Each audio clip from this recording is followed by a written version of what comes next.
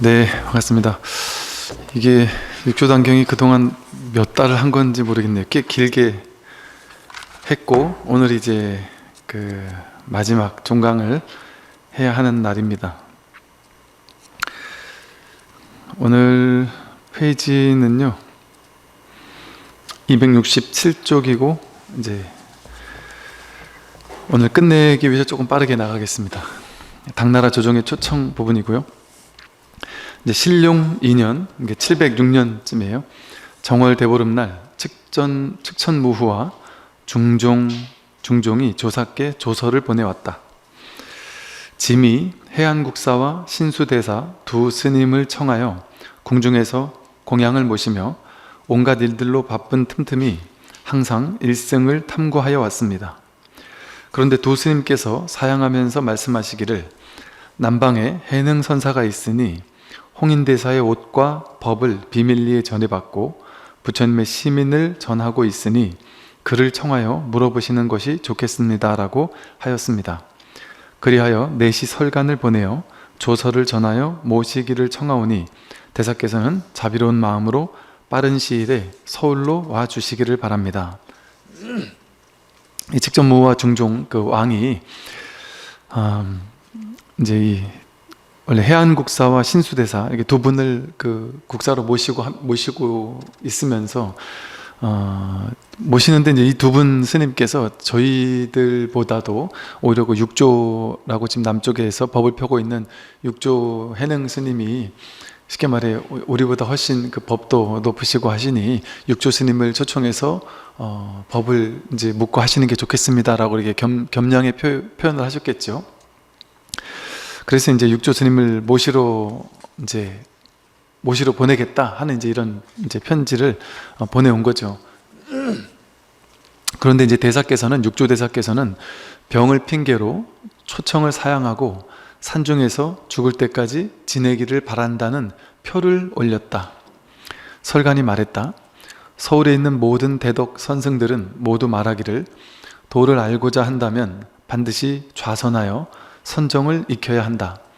선정을 닦지 않고 해탈을 얻은 자는 없다 라고 하는데, 대사께서 말씀하시는 법은 어떻습니까?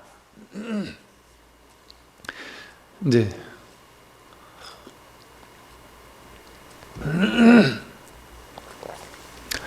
이 육조 대사께서 이제 병이 있다라는 핑계로 이제 그 먼 곳까지 좀 가기가 어렵습니다 하고, 저는 이 산중에 죽을 때까지 있다가 이제 그냥 죽겠다 하고 이렇게 표를 올렸다는 거죠.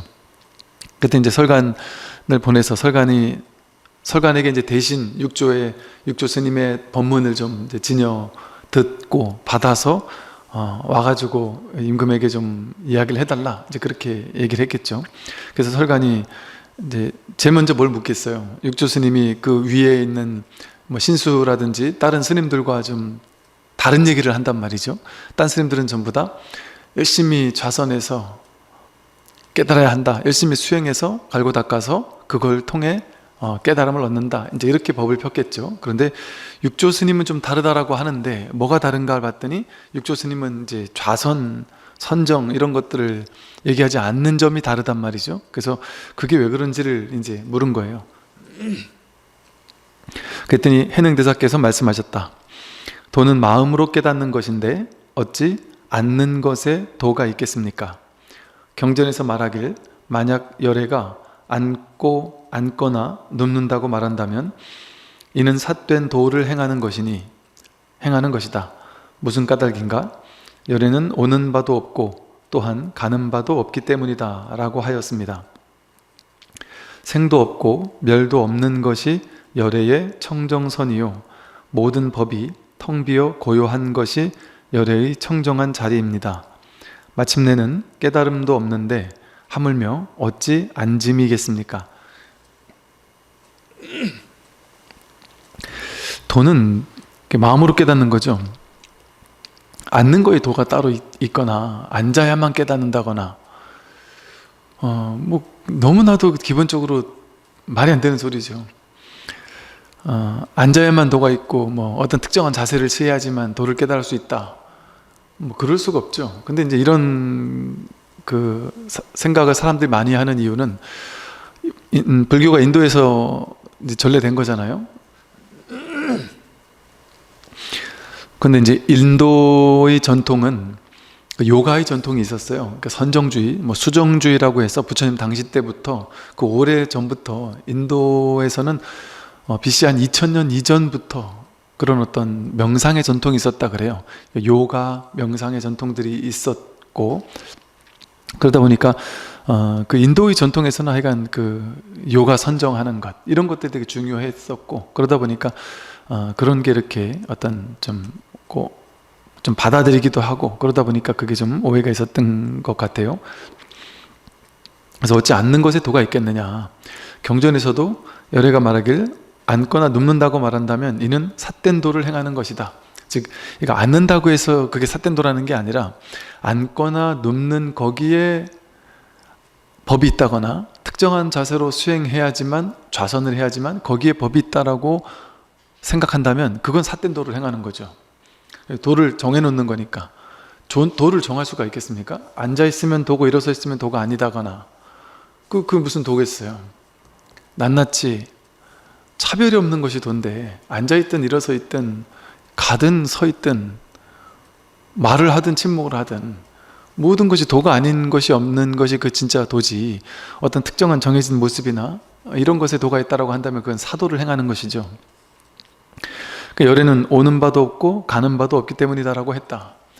열애는 가도 간 바가 없고 와도 온 바가 없어요.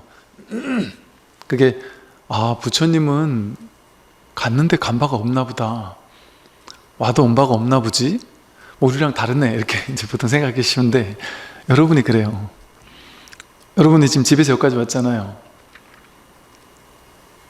근데 지금 눈앞은 움직인 적이 있나요? 내가 계속 길을 걷고 있어도, 걷고 있는 그 와중에도 이 참된 자기는 걷질 않아요. 움직이질 않아요. 오고 가질 않아요. 늘 여여한 거지. 부동이란 말이에요. 부동. 움직일 수가 없습니다.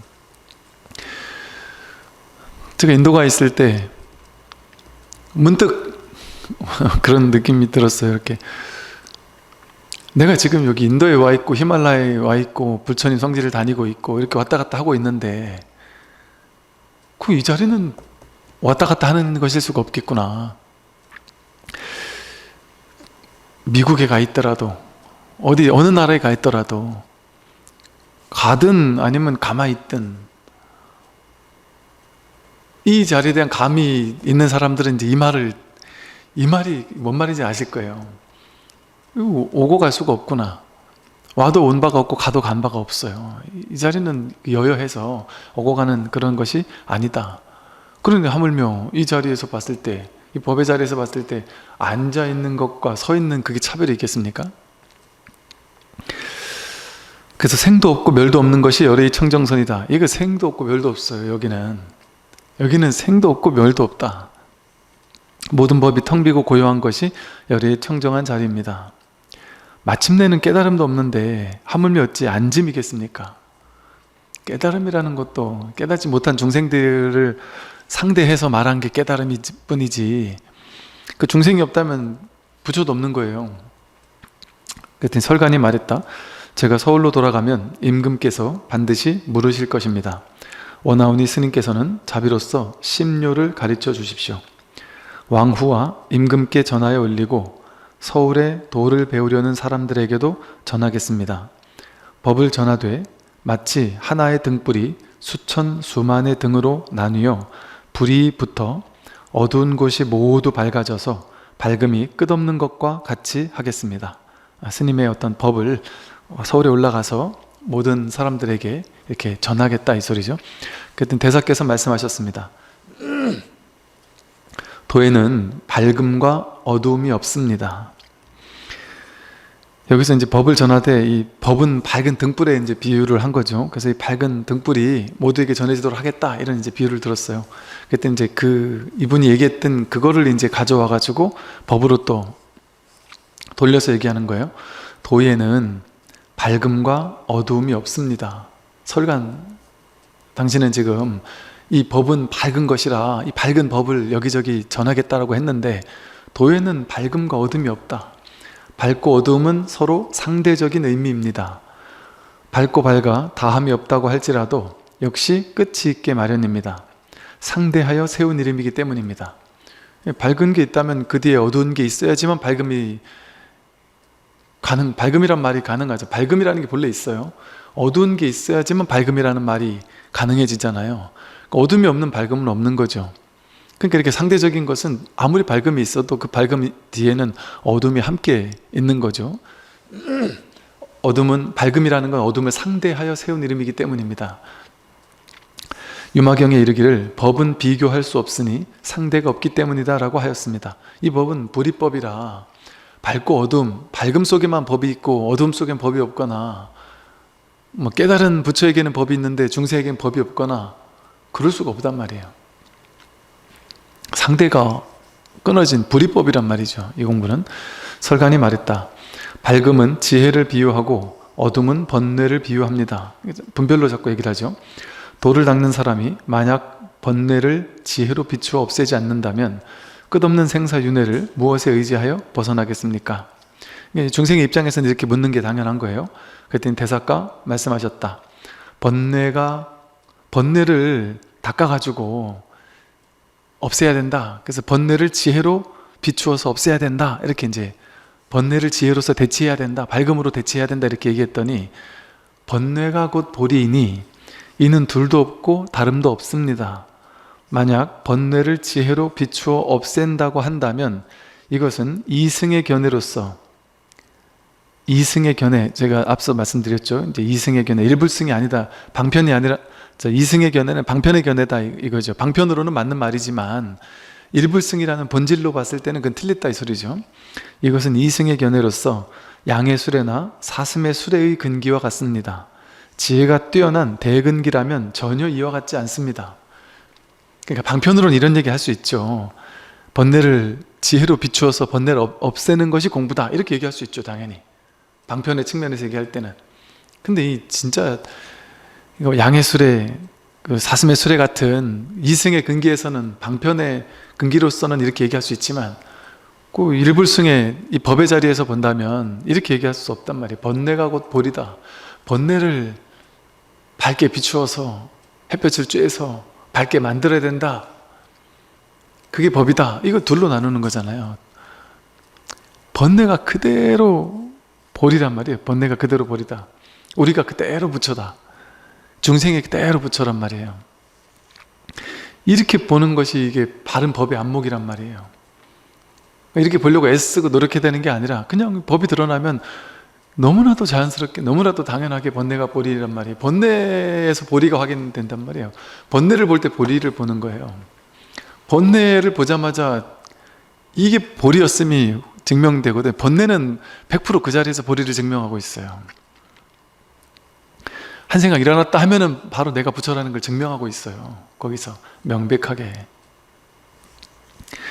설갈이 말했다. 그렇다면 어떤 것이 대승의 견해입니까?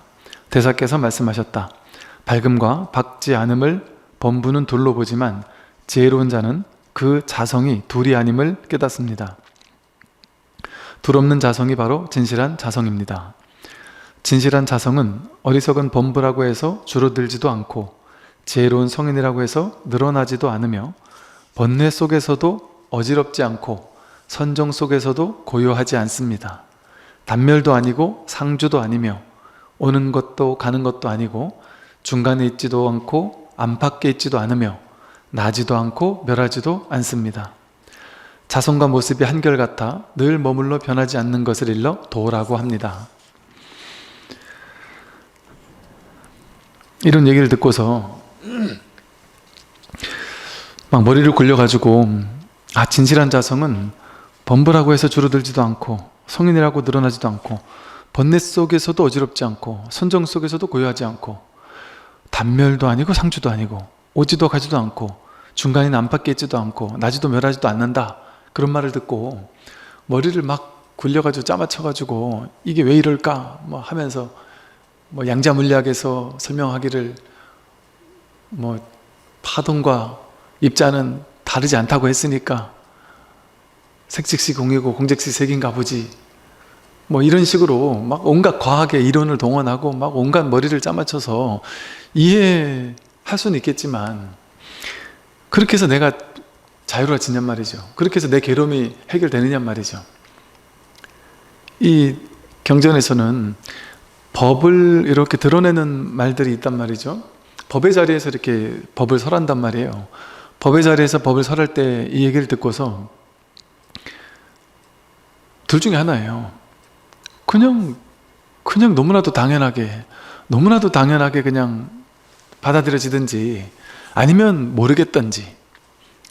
근데 이제 보통 이 두 가지를 안 하고 이렇게 두 가지를 해야 되거든요. 공부하는 사람들은 모르겠다 하든지 모르겠어서 깜깜하든지. 근데 모르니까 저게 도대체 뭘까 하고 그냥 알고 싶은 마음은 있지만 머리를 굴릴 수 없으니까 그냥 깝깝하고 답답하든지, 거기서 이렇게 버텨 있는 것, 그게 화두를 들고 있는 것, 의단 동로가 되어 있는 상태거든요. 공부가 되는 상태고, 그게 바로 수행하고 있는 상태인 거예요, 쉽게 말해. 이렇게 되든지, 아니면 내가 그냥 흔연하게 알겠다 이렇게 되든, 둘 중에 하나를 해야 되는데, 그래야 공부인이죠. 근데 이 두 가지를 하지 않고 머리로 이해해가지고 알겠다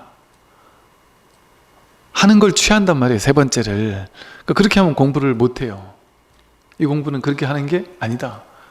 그래서 그냥 내가 깨달아서 확연하든지, 아니면 꽉 막혀서 모르는 거예요, 모르는 거.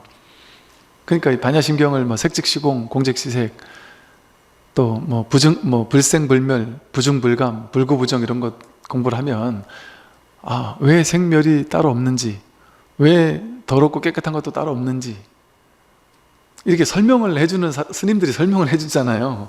그 설명을 해줄 때는 그걸 그렇게 머리로 이해하라고 설명해 주는 게 아니라 방편으로 그냥 깔끔하게는 생멸이 없다, 더럽고 깨끗한 게 없다, 늘어나고 줄어드는 게 없다, 그리고 그냥 넘어가면 돼요. 그냥 끝이에요, 거기서. 그래야 막히죠. 저게 뭔 얘기지 하고 막히잖아요. 그럼 넘어가야 돼요. 전부 다 공부를 가르칠 땐 사실은 본질에서 본다면 그래야 막히지 않겠어요? 그리고 공부를 이끌어줄 수 있잖아요. 근데 그러고 넘어가 버리면 누가 따라올 수 있냔 말이에요. 풀어줄 게 하나도 없다면. 법이 뭡니까?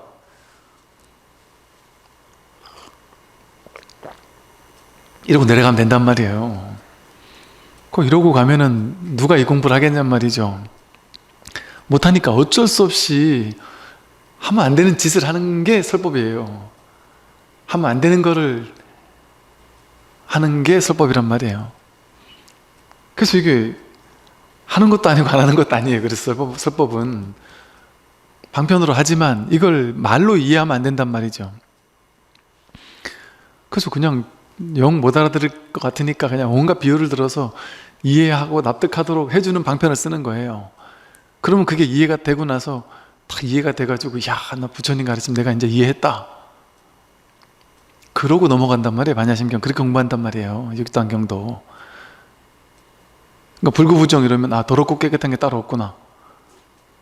저도 그래 설명했었거든요, 옛날에. 그 바로공양 할 때 보면 밥 먹고 김치 먹고 물 먹으면 더럽다는 생각 안 하지 않느냐.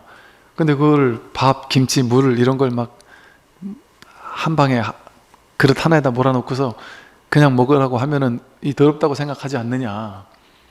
그게 이게 하나 따로 먹고서 여기서 섞이면 안 더럽고 깨끗하고, 여기서 아예 섞어가지고 먹으면 더럽다는 게 말이 되느냐.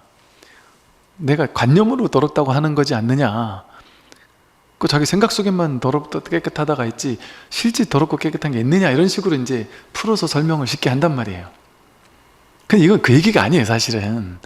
이건 법의 자리에서 더럽고 깨끗한 게 별로 없다는 그런 얘기지. 이렇게 풀을 수도 있지만 방편으로 본다면. 근데 그렇게 이해하라는 얘기가 아니란 말이죠. 그러니까 막히는 거예요. 막혀서 법문을 들으면 들을수록 진짜 막 간절해지는 거예요. 알고 싶다. 나도 저게 뭔지를 확연하게 알고 싶다. 말로 표현하니까 알고 싶다지, 이건 알 수도 없는 거예요. 이게 알 수 있는 게 아니에요. 모름이 확실해지는 거지. 그래서 이제 공부하는 방법은 그렇다는 거죠. 그러니까 설가님 말했어요. 조사께서는 불생불멸을 설하시는데 외도의 불생불멸과는 어떻게 다릅니까? 대사께서 말씀하셨다. 외도가 말하는 불생불멸이란 생을 멈추는 것이 멸이고 멸로부터 다시 생이 나타나는 것이니 멸은 오히려 멸이 아니요 생하였다고 설하지만 생하는 것이 아닙니다. 그러나 내가 말하는 불생불멸은 본래 생이 없고 지금 또한 멸도 없습니다. 그러므로 외도와는 같지 않습니다. 즉 불생불멸을 외도들이 말할 때는 생도 없고 멸도 없다 이러는 것이, 생도 없고 멸도 없으니까 생을 멈춰야 되나 보구나, 또 멸했다가 다시 뭐 또 태어나고 뭐 이러나, 생하는 것도 없고 멸하는 것도 없나? 뭐 이런 식으로 이렇게 얘기를 하니까 생을 그럼 내가 이제 멈춰야 되겠다, 뭐 이런 식으로 막 생각하거나 이럴 수 있잖아요. 근데 부처님께서 말씀하시는, 또는 육조 스님 말씀하시는 불생불멸은 본래 생이 없다는 거예요. 지금 이렇게 태어났잖아요. 우리가 태어났으니까 본래 불생불멸이니까 너가 뭐 이걸 어떻게 해야 된다 뭐 이런 얘기가 아니라 생한 그대로 생한 바가 없는 거예요. 본래 생이 없고 지금 또한 멸도 없다. 생하는 것도 없고 멸하는 것도 없어요. 이 자리는 생하는 것도 없고 멸하는 것도 없어요. 그냥 마음에서 생이라는 모양이 일어났다가 사라지고 인연 따라 사라는 모양이 일어났다 사라질 뿐이고, 거기 내가 끌려갔을 때, 생에 집착했을 때 그 생이라는 게 막 실제적인 어떤 생생한 실제라고 느껴지니까 거기 막 끌려가고, 멸이라는 거에 막 내가 실제화 시켜가지고 죽지 않으려고 하니까 거기 끌려가가지고 막 괴로워하고 이러는 거잖아요. 근데 본래는 생멸이 없단 말이에요, 따로. 이러고 넘어가야 된단 말이죠. 근데 저도 이게 병이에요. 자꾸 이렇게 설명해 주려고 하는.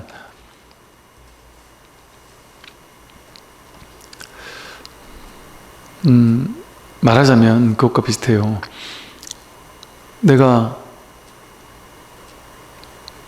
집착하지 않았던 거에 어느 날 갑자기 문득 집착하잖아요. 우리는 다 별 관심 없는데 갑자기 누가 야 뭐 어디다 투자하면은 뭐 대박이 난다더라 이러면 갑자기 막 그 생각이 들기 시작할 수도 있고, 또 누가 갑자기, 나는 평소에는 전혀 나에게는 문제가 되지 않았는데 야 저 옆에 있는 저 직원 자꾸 막 코를 킁킁거리지 않아? 너무 짜증스럽지 않아? 그 말을 듣고 났더니 그 전까지는 전혀 신경을 못 쓰고 살았는데 그 말을 듣고 나서 가만히 보니까 자꾸 킁킁거리는 게 그때부터 듣기 시작한단 말이에요.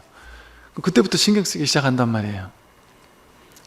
그럼 그러더라도 그냥 내가 그냥 넘겨버리면 또 문제가 안 되는데, 그거에 내가 신경 쓰고 문제 삼기 시작하면 나에게 그게 탄생한단 말이에요. 나에게 있는 일이 돼버린단 말이에요. 그 전까지는 없었는데 본래.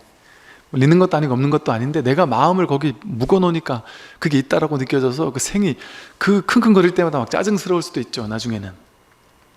그러니까 저게 좀 없어졌으면 좋겠다 하고 저거 좀 안 했으면 좋겠다 하고 막 문제 삼고 이럴 수도 있겠죠.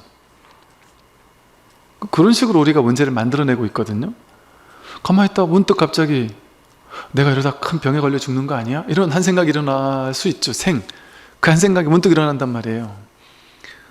그걸 끌려가지만 않으면 인연 따라 온 생각이라서 인연이 닿으면 그냥 사라지고 끝날 건데, 거기 내가 힘을 실어줘가지고 진짜 내가 죽을 수도 있어.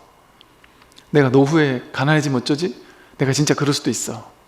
그걸 믿어가지고 지금 죽도록 일해야 돼, 더 돈 벌어야 돼, 이런 생각을 자꾸 만든단 말이에요. 태어나게 한단 말이에요, 내 인생에 허망한 생각을. 그러니까 내가 만든 생과 사가, 생과 멸이 실제하는 것처럼 착각되는 거예요. 그냥 인연 따라 생기고 사라질 뿐인데, 그 생각도 모든 소리도 모든 경계가 다 인연 따라 생기고 사라질 뿐인데, 이 몸도 마찬가지란 말이에요. 우리 몸과 마음도 마찬가지란 말이에요. 내가 거기 문제 삼으니까 이게 문제 된단 말이에요. 한 번도 죽어본 적이 없으면서 한 번도 내가 경험조차 해보지 못한 거를 두려워하고 살잖아요. 우리는 죽음이라는 걸 한 번도 보지도 못해놓고 내가 죽을지 안 죽을지 알지도 못하면서 난 죽을 거야 하고 죽음을 두려워하고 살면 되겠냔 말이죠. 그래서 이거는 실제 생이 있고 실제 멸이 있는 게 아니에요. 내가 생을 만들고 멸을 만들어서 생에 사로잡히고 멸에 사로잡혀서 내 스스로 괴로워하는 것일 뿐이죠. 그러니까 사실은 본래 생도 없고 멸도 없어요.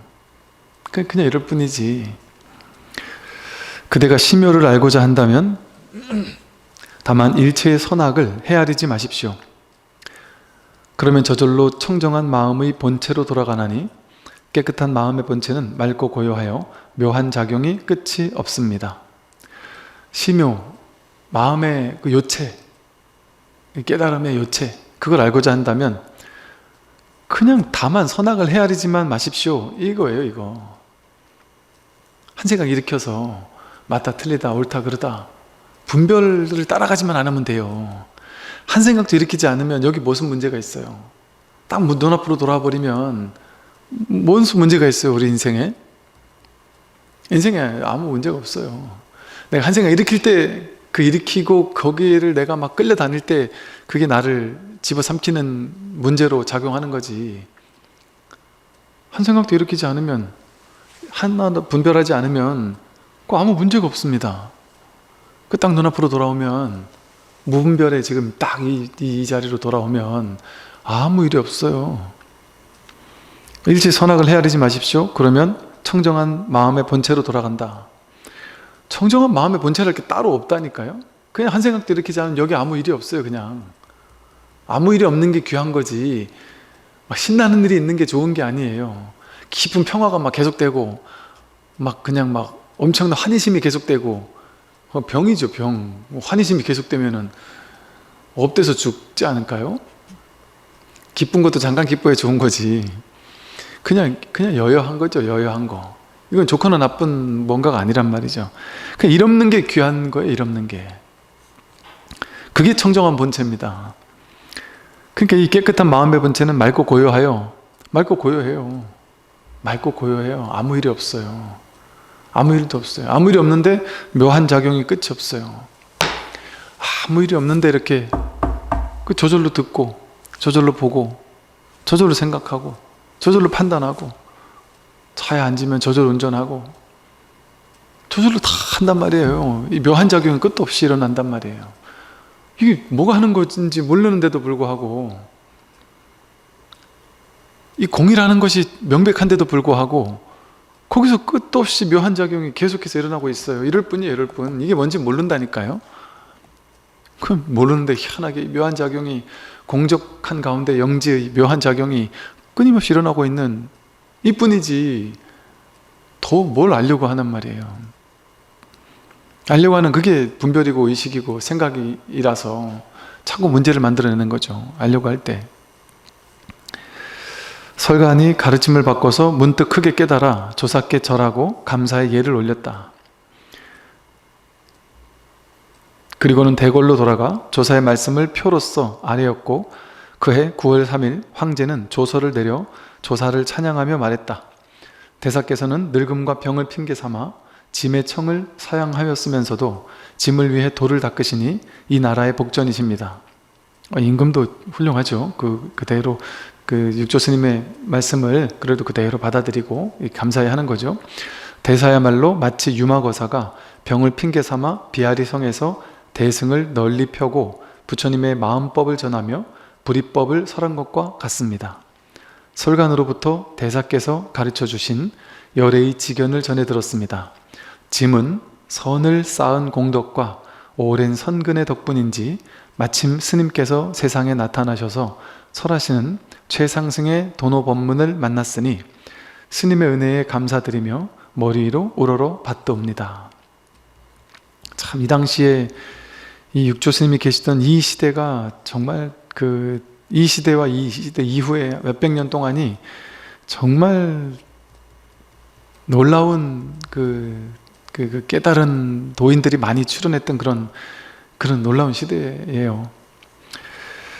아울러 붉은색 비단으로 만든 가사와 수종으로 만든 바루를 바치고는 소주의 자사에게 명하여 사찰을 보수하게 하고 대사의 옛 거처를 구근사라고 부르게 하였다.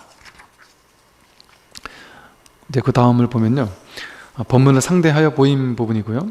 육조대사께서 하루는 제자, 법회, 지성, 법달, 신회, 지상, 지통, 지철, 지도, 법진, 법여 등을 불러서 말씀하셨다.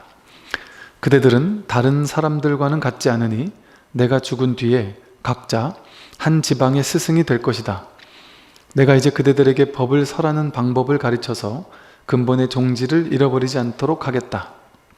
이제 당신이 이제 열반에 들기에 좀 앞서서 이제 제자들을 불러가지고 지금 막 내 옆에서 공부하고 있는 제자들 중에 또 나름의 또 법의 안목이 있는 제자들을 불렀겠죠. 그래서 제자들을 불러서 너희들에게 이제 이게 자기가 법을 깨달은 것과 이 법을 설하는 방편까지 구족한 것은 또 달라요. 본인에게 법은 있지만 법을 이렇게 잘 설하는 또 이 방편은 없는 분들도 있고, 또 그 방편의 법문을 설하는 그런 어떤 방편력까지 갖춘 분들도 또 있겠죠. 그래서 이분들에게 이 방법을 가르치는 거죠. 이제 법을 설하는 방법, 법문하는 방법, 그리고 제자들을 이렇게 제접하는 방법, 그러니까 제자들에게 어떻게 법을 이렇게 설해줄 수 있는지, 불의 중도를 딱 드러낼 수 있는, 그것을 깨닫게 해줄 수 있는 어떤 방법, 설법의 방법론을 설하는 거예요. 이제 쉽게 말해. 그러니까 지금까지는 법문을 깨닫게 하고 익어가게 하는 공부를 했다면, 이제는 요즘 불교대학에서 하듯이 한 4학년쯤 되면 이제 뭐 설법학 뭐 이런 거 가르치거든요. 그러니까 설교학 뭐 이런 거 가르치듯이 이제 그런 얘기를 하는 거죠. 먼저 삼과 법문을 제시하고 36가지 상대법을 사용하되 드러내고 감출 때에는 양극단을 벗어나거라. 일체 모든 법을 설하면서 늘 자성에서 벗어나지 말아라 라고 했어요. 즉, 이 삼가 법문을 제시하고, 그건 이제 뒤에 먼저 나옵니다. 36가지 상대법을 사용하되, 상대되는 법을 사용하되 드러내고 감출 때는 이 양극단을 벗어나서 중도적으로, 불이 중도적으로 설하라는 거예요. 그래서 여기 치우친 사람은 여기 치우친 것을, 그 상대를 보여줌으로써 이 치우침을 깨뜨려 주도록 하고, 저쪽에 치우친 사람은 이런 법문을 통해서 그 치우친 것을 깨뜨리도록 하는 어떤 상대 36가지 대법을 통해서 이 법을 설해서 중도를 드러내라 하는 얘기고, 항상 법을 설할 때는 자성에서 벗어나지 말도록 해라. 자성에서 법을 설해야지 분별을 가지고 계속 법을 설해서는 안 된다. 분별을 설해서 방편으로 법을 설하더라도 그 방편이 자성에서부터 우러나온 것이라야만 된다, 이 얘기를 한 거죠. 만약 어떤 사람이 너희에게 법을 묻는다면 모두 짝을 이루게 하여 상대법을 사용하되 그 두 가지의 생겨나고 사라짐이 서로를 원인으로 인연 따라 생멸함을 보이면 마침내 상대되는 두 법이 모두 제거되어 다시 갈 곳이 없을 것이다. 이제 이 뒤에 이제 조금 더 자세하게 나오는데요. 이게 이제 법을 설하는 방법이에요. 예를 들어 이제 이 말이 뭐냐 하면, 유에 집착해 있다. 불성에 집착해 있다. 뭐 주인공 뭐 이런 거에 집착해 있다. 그러면 처음에 공부가 뭔지 모를 때는 이제 끌어가기 위해서 뭐 불성, 자성, 벌레면 뭐 이렇게 얘기할 수 있단 말이에요. 근데 이제 그것에 집착해가지고 그걸 막 실질적으로 뭔가 있다라고 이렇게 막 집착하고 취하고 이러는 사람들에겐 오히려 그것을 깨줘야 된단 말이에요. 거기 사로잡혀 있는 사람에게는 무슨 불성이 있느냐, 무슨 자성이 있느냐, 시부도에서 소가 사라지지 않느냐, 소가 사라지는 게 진짜 법이지, 이곳에는 열반도 붙을 것이 없고 자성도 붙을 것이 없다, 이렇게 유 있다라는 데 집착해 있는 사람은 무 없다라는 걸 통해 깨뜨려줘야 된단 말이에요. 또 공하다라고 해서 악취공에 빠져가지고 공에서 아무것도 없구나 이렇게 막 공하다 이렇게 얘기하는 사람에게는 진공만을 얘기하면 안 된단 말이에요. 묘유를 설해가지고 공하지만 완전히 공에서 악취공에 떨어져서는 안 된다. 공하지만 이렇게 생생하게 살아있지 않느냐 하고 이 살아있는 것을 드러내 보인단 말이죠. 그래서 이 공에 치우치지 않도록 한단 말이에요. 뭐 크다 하는데 집착해 있으면은 그 크다는 게 실제 있느냐, 작은 거를 상대해서 큰 게 드러나는 거지 어떻게 크다라는 게 실제 있을 수 있느냐, 작은 것을 제외한 큰 게 있을 수 있느냐 해가지고 이 상대, 대법, 그거는 전부 다 실제 큰 것도 없고 작은 것도 없지 않느냐, 작은 거에 상대해서 큰 게 있고 큰 게 상대해서 작은 게 있는 거지. 이렇게 이제 대법을 통해서 법을 설한단 말이에요. 일반 생활에서도 마찬가지예요. 사람들이 저는 능력도 없고 부족하고 돈도 없고 괴롭습니다, 이런 거에 빠져있는 사람에게는 너가 돈이 없다는 게 진실한 얘기냐, 너가 능력 없다는 게 진실한 얘기냐, 부자가 뭐가 부자냐, 가난하다는 거에 상대해서 부자라는 분별이 일어나는 거 아니냐, 그 분별일 뿐이지, 인연 따라 상대적으로 드러나는 분별일 뿐이지. 전 얼굴이 못생겼어요, 저는 키가 작아서 스트레스 받아요, 그 상대적인 분별일 뿐이지 그게 어떻게 실제 하는 진실이냐. 그 상대가 없다면 그게 있느냐. 예를 들어 여러분, 상대가 있을 때만 잘났다 못났다라는 분별이 있잖아요. 그 상대가 없으면 그게 없어요. 내가 태어나자마자 무인도에서 나 혼자밖에 없어요, 평생. 그러면 내가 잘생긴 게 있습니까? 못생긴 게 있습니까? 남자가 있습니까? 여자가 있습니까? 키가 큰 게 있습니까? 능력이 있는 게 있고 없는 게 있습니까? 그런 게 붙을 자리가 없어요. 상대가 없으니까. 상대할 게 없으면. 그럼 그런 분별을 쉬게 된단 말이죠. 그럼 즉 이 말은 뭐냐면, 분별이 없으면, 상대할 만한, 분별할 만한 게 없으면 이 법의 자리는 분별될 게 없단 말이에요. 그래서 이렇게 모든 분별이 일어나는 것은, 내가 잘났다 못났다 가지고 막 스트레스 받는 것은 상대가 있기 때문에, 나와 비교 대상이 있으니까. 쉽게 말해, 우리가 괴로운 게 다 그거잖아요. 난 가난해서 괴로워요, 이러면 누구랑 비교하니까 괴로운 거잖아요. 난 가난해서 괴로워요라는 말 자체는 원래는 성립되지 않는 말인데, 그게 성립된 이유는 뭐겠어요? 내가 기준 삼아 놓은 사람이 있을 거 아니에요. 그 사람보다 가난하니까 자기는 괴롭다고 한 거 아니겠어요? 내 친구가, 난 절친한 친구가 나보다 못난 줄 알았는데, 어느 날 친구랑 대화를 나누다 보니까 나보다 능력도 없고 별거 볼일 없다 생각했는데, 서울에 집이 있다고 그러는데 나는 집이 없다 이러면 갑자기 그날 나는 가난하구나 이렇게 생각할 수 있단 말이죠. 내가 가난하다라는 말이 생기려면 비교 대상이 있어야 되는 거죠. 이렇게 상대적으로만 가난이 생겨난단 말이에요. 그러면은 상대법으로 하면은 이럴 수 있겠죠. 야, 너는 그거는 상대적으로만 네가 가난한 거 아니냐, 너 아프리카에서 지금 다 죽어가는 아이들을 본다면 네가 가난한 거냐? 아니지, 그럼 난 엄청 부자지. 그럼 부자란 말이에요. 그러면 실제 넌 가난한 거냐, 부자인 거냐? 가난도 아니고 부자도 아니잖아요. 그 상대적으로만 가난도 생겨나고 상대적으로만 부자다라는 게 생겨날 뿐이잖아요.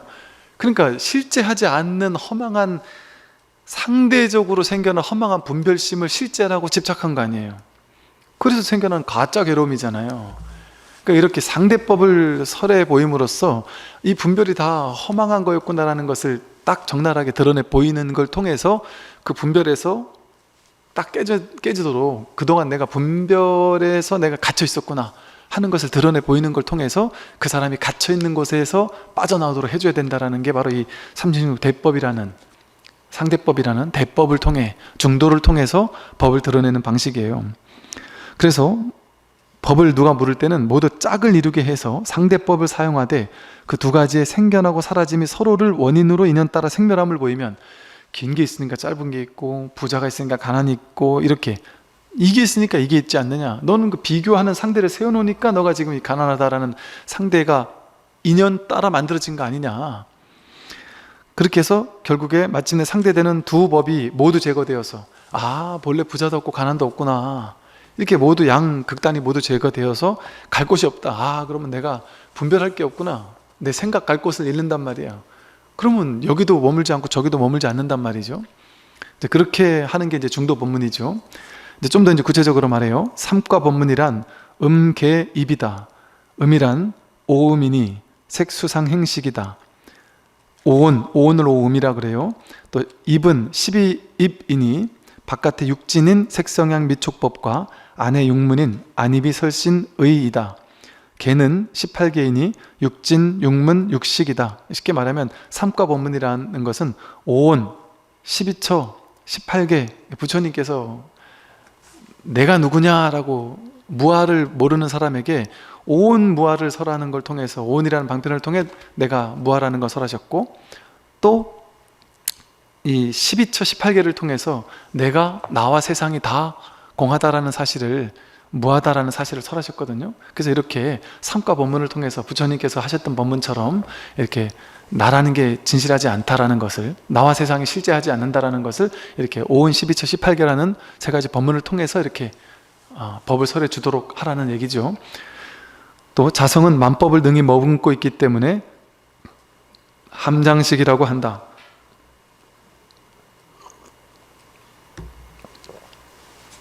만약 생각으로 헤아리기 시작하면 이것은 곧 전식이다. 그러니까 이 법을 자성이, 이 법이 만법을 능히 머금고 있단 말이에요. 바다 위에서 파도가 치듯이 이 지구별이 어디서 나왔을까요? 여러분 어디서 나왔고, 내가 하고 있는 이 작용들, 행동들, 돈, 명예, 권력, 빌딩, 자동차, 집, 이 모든 물질 세계가 다 어디서 나왔을까요? 이 자성에서 나왔단 말이에요. 만법을 건립하는 게 자성이란 말이에요. 바다 위에 파도가 치듯이 자성에서 나왔단 말이에요. 그러니까 그런 측면에서 이 법을 함장식이라고 부르기도 한다, 이렇게 한 거죠. 모든 분별이 다 여기서 나왔으니까 여기서 다 감장하고 있다는 그런 개념이라는 거죠. 그런데 생각으로 헤아리기 시작하면 그것은 곧 전식이다. 전식이라는 말은 앞전자, 그러니까 구를 전자, 분별한다, 이런 소리인데, 그 전식이라는 말은 쉽게 말해 8식을 제외한, 그러니까 6식, 7식 이런 걸 얘기해요. 분별인데 8식을 뺀 분별, 이런 말이에요. 그러니까 지금 일반 중생들이 하는 모든 분별이 다 속하는 거예요. 사량 분별하는 분별 의식들, 그걸 이제 전식이라고 불러요. 그래서 생각으로 헤아리기 시작하면 그건 다 전식이다. 8식과 7식과 6식으로 전변을 하니 6식이 생기고 육문으로 나아가 육진을 만난다.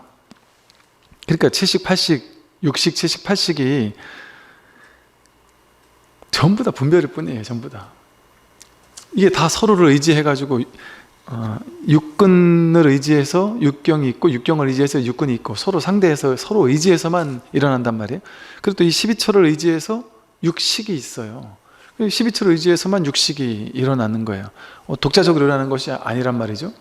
이런 상호 의존 쪽으로만 내가 있는 것처럼 착각되는 망상이 일어나고, 상대가 있다라고 느껴지는 착각되는 망상이 일어날 뿐인 것이라는 거죠. 이와 같이 18개는 모두 자성으로부터 일어나 작용한다. 자성이 만약 삿되면 18개가 모두 삿되어지고, 자성이 만약 바르면 18개가 모두 바르게 된다. 자성 하나 확인하면 이 18개 아닌 자성에서 일어난 삼라만상 전체가 다 청정한 거예요. 자성 하나 청정하다는 것을 깨달으면 심청정, 국토청정이란 말이 그래서 나오는 거예요. 자기 마음이 청정하면 이 삼라만상 전체가 청정하고, 그 부처 눈에는 부처만 보인다는 게 다 청정한 부처란 말이에요. 근데 이제 자기 마음이 삿되면 어떻게 세상이 삿되게 보이지 청정하게 볼 수가 있겠습니까? 나쁜 마음을 품고 쓰면 곧 중생의 작용이고, 선한 마음을 품고 쓰면 곧 부처의 작용이다. 작용은 무엇으로 말미암는가? 자성으로부터 말미암는다. 대법에는 바깥 경계인 자성으로부터 모든 작용이 나오죠. 이제 그 얘기를 한 거고요. 이제 대법을 설명하는 거예요. 대법, 이제 상대법을 대법이라고 불러요. 대법에는 바깥 경계인 무정물에 5가지 상대가 있으니, 하늘과 땅, 해와 달, 밝음과 어둠, 음과 양, 물과 불 등이 서로 더불어 상대가 된다. 하늘을 상대로 땅이 있잖아요. 해를 상대로 또 달, 밝음을 상대로 어둠, 음을 상대로 양, 물, 불, 이런 식으로 서로를 상대해가지고 그것이 상호 의존적으로 존재한다는 것이죠. 또 법상과 관련된 말에도, 법에 대한 모양과 관련된 말에도 12가지 상대가 있으니, 이게 구체적으로 몇 가지 종류가 중요하고 그런 게 아니라 모든 것은 전부 다 이렇게 상대적으로 생겨난다는 얘기를 이렇게 길게 한 거예요. 말과 말이 지칭하는 상대, 또 있음과 없음, 유색과 무색, 유상과 무상, 유루와 무루, 색과 공, 움직임과 고요함, 맑음과 탁함, 범부와 성인, 승과 속, 늙음과 젊음, 크고 작음이 그것이다. 자성이 작용을 일으킴에도 19가지 상대가 있으니, 길고 짧음, 삿됨과 바름, 어리석음과 지혜로움, 우둔함과 똑똑함, 혼란과 안정, 계율 어김과 지킴, 구분과 고듬, 실제와 허구, 험난과 평탄, 번뇌와 보리, 항상함과 무상함, 자비와 해악, 연민하는 마음과 해치려는 마음, 기쁨과 성냄, 집착 없는 마음과 아끼는 마음, 나아감과 물러남, 생견함과 소멸함, 법신과 색신, 화신과 보신 등이 그것이다. 대사께서 말씀하셨다. 이 36대법을 만약 쓸 줄 안다면 곧장 모든 경전과 법을 관통하고 나오고 들어감에 양변을 떠나며 늘 자성을 움직여 쓸 수 있다. 또한 남들과 말을 할 때는 밖으로 모습에서 모습을 떠나고 안으로는 공에서 공을 벗어난다. 만약 온통 상에만 집착한다면 사견만 키울 것이고 온통 공에만 집착한다면 무명만 키울 것이다. 공에 집착하는 사람은 경전을 비방하면서 곧바로 문자를 쓰지 않는다고 말하지만 이미 문자를 쓰지 않는다고 말하고 있으면서 그 말마저 벌써 문자의 모습이기 때문에 스스로 한 말과 합치되지 않는 것이다. 이 얘기는 좀 다고요. 그래서 이 36대법이라는 거는 이제 아까 설명한 것처럼 이렇게 뭐 장황하게 썼지만 우리가 중도를 드러내는, 그러니까 지금 법을 드러내는, 우리 분별로 세상 모든 것을 우리는 세우잖아요. 세상 모든 것을 어떤 규정 짓고 세우고 하는데 이렇게 내가 분별로 세웠다는 말이죠. 본래는 세울 곳이 없는데 내가 잘났다를 세우면 그런 못난 거에 상대해서 잘났다라고 세운 것 뿐이지 실제로는 진짜 잘난 게 있고 못난 게 있느냐, 뭐 크고 작은 게 있느냐, 중생과 부처가 있느냐, 중생이 있고 부처가 있겠어요? 괴로워하는 존재가 있으니까 그걸 이름에서 중생이라고 이름 붙여놨고, 괴로움이 소멸된 사람을 그러니까 부처라고 상대해서 그냥 중생의 상대해서 부처를 만든 거예요. 그러니까 중생이 없으면 부처가 있겠어요? 중생이 없으면 부처는 없습니다. 중생이 있을 때만 부처가 있을 수 있어요. 그러니까 부처는 본래 없어요. 그냥 중생을 상대로 부처라는 것을 대법으로 만들어낸 것 뿐이지. 그러니까 중생이 사라지면 부처도 사라진단 말이에요. 뭐 지혜로움, 어리석음도 마찬가지죠. 어리석음과 똑똑함도 마찬가지죠. 어리석음이 있으니까 똑똑함을, 지혜로움을 얘기했고, 무명을 했으니까 명을 얘기했고, 삿된과 바른, 뭐 길고 짧음 전부 다 상대적으로 드러나는 거지 그 정해진 실체가 없잖아요. 그래서 이렇게 대법을 통해서 사람들은 전부 다, 사람들이 괴로움에 처해 있는 거는 세상을 내 식대로 이렇게 상대적으로 분별을 해서 이건 좋고 저건 싫어, 이건 크고 저건 작아, 이건 잘났고 저건 못났어, 좋고 잘났고 뭐 선인 것 같고 이런 건 취하려고 하고, 이 상대적인 건 버리려고 하고, 취하려는 걸 취하려고 하는데 안 취해지니까 괴롭고, 버리려는 것을 버려야 되는데 안 버려지니까 괴롭잖아요. 그래서 괴로워서 찾아오면 대법을 설명해 줌으로써 네가 취하려고 하는 게 실제냐, 네가 비교 분별 상대를 통해서 네가 이걸 좋다라고 취했던 거 아니냐, 근데 그게 진짜 좋은 게, 실제적으로 좋은 게 맞느냐, 이걸 깨닫게 한단 말이에요. 그래서 이게 상대법이었던 것 뿐이지, 상대적으로 인연 따라 만들어진 분별일 뿐이지 실제가 아니구나라는 것을 이 대법을 통해서 깨닫게 한단 말이죠. 그래서 본래가 무분별이었다는 것을, 그것은 극단이었을 뿐이라는 것을, 그래서 극단에 치우치면 내가 괴로울 뿐이었다는 것을 깨닫게 한단 말이에요. 그래서 불의중도 본래 좋은 것도 없고 나쁜 것도 없고 크고 작은 것도 없고 선악도 없고 부처 중생도 없고, 그런 어떤 본래의 분별 이전짜리 그것을 확인하게 해서 그 괴로움을 이제 깨뜨려주는 그런 법문을 해야 한다. 그게 바로 중도 법문이고, 그게 바로 연기 법문이에요. 다 연기적으로 그렇게 크다 작다 이런 분별이 일어난 것 뿐이다. 그렇게 이제 연기와 중도를 어떤 통해서 법문을 설하는 것이 가장 지혜롭게 법을 설하는 것이다 라고 해서 법문을 설하는 방법을 이렇게 가르쳐 주신 거예요. 그리고 이제 또 다시 말씀하셨어요. 도는 문자를 세우지 않는다고 곧장 말하지만 불린 문자라고 말하죠. 이 세우지 않는다라고 하는 두 글자 역시 문자이다. 남들이 말하는 것을 보고 곧 그를 비방하며 문자에 집착한다고 말하지만 그대들은 모름지기 알라. 스스로 어리석은 것은 괜찮으나 다시 부처님의 경전을 비방해서는 안 된다. 경전을 비방하는 죄업의 장애는 헤아릴 수 없이 크다. 문자를 세우지 않는다, 문자를 세우지 않는 거야 라고 말하지만 문자를 세우지 않는 거야 라는 게 벌써 문자로 그렇게 말을 드러낸 거죠. 그죠? 그래서 남들이 말하는 것을 보고 그를 비방하며 저 사람 문자에 집착하고 있네라고 말하지만 그 또한 문자를 쓰지 않으면 안 된단 말이죠. 만약 상에 집착하여 밖으로 법을 만들어 진리를 구하거나 혹은 저를 크게 세우고서 있느니 없느니 하는 허물을 말한다면 이러한 사람은 아무리 오랜 세월을 지나도 견성할 수 없다. 밖으로 상에 집착해서 법을 만들어서 어떤 법의 모양을 만들어서 상에 집착한다면 또 어떤 겉에 드러난 뭐 절이라든지 뭐 이런 큰 모양에 집착해서 그 모양을 취하고 집착하는 사람은 결코 성불할 수 없다. 그러니까 우리 다 그러잖아요. 이게 뭐 공부를 배우러 간다 이러면은 이 사람이 이 불교계도 이게 이제 문제죠. 그러니까 이 상으로 법을 찾는단 말이에요. 이 진짜 제일 하지 말아야 될 게 이건데 제일 하지 말아야 할 불교에서 제일 이걸 하죠. 그러니까 법이 모양이 있지 않다는 게 불교의 핵심이잖아요. 범소이상 계시연망이잖아요. 모양이 있지 않다. 근데 불교에서는 상을 찾아요. 그러니까 육조라는 것도 뭐예요? 달마에서부터 다 육조로 내가 법을 받았다. 이게 인가해 주는 거잖아요. 인가 받은 사람은 훌륭하고 인가 받지 못한 사람은 훌륭하지 못하다. 날 이렇게 검증 받았다 이거 아니에요. 근데 육조라는 것도 솔직히 말하면은 뒤에 나오겠지만 이 육조단경에서 만들어낸 거거든요. 이거 후대 사람들이 육조단경 유조스님이 직접 쓴 게 아니라 제자들이 나중에 만든 거잖아요. 근데 여기 뒤에 나오는데 이 33조사 석가모니 부처님부터 가섭존자, 안한존자 해가지고 막 내려서 28대조 달마조사부터 이 법맥 자체를 만든 거란 말이에요. 왜 만들었을까요? 선이라는 게 갑자기 중국에서 갑툭 튀었단 말이에요. 툭 튀나버리니까 이 기존 교단에서 법화 천태종이나 열반종, 해탈, 화엄종 뭐 모든 그 당시 다양한 종파에서 저 이상한 종단이다 저거.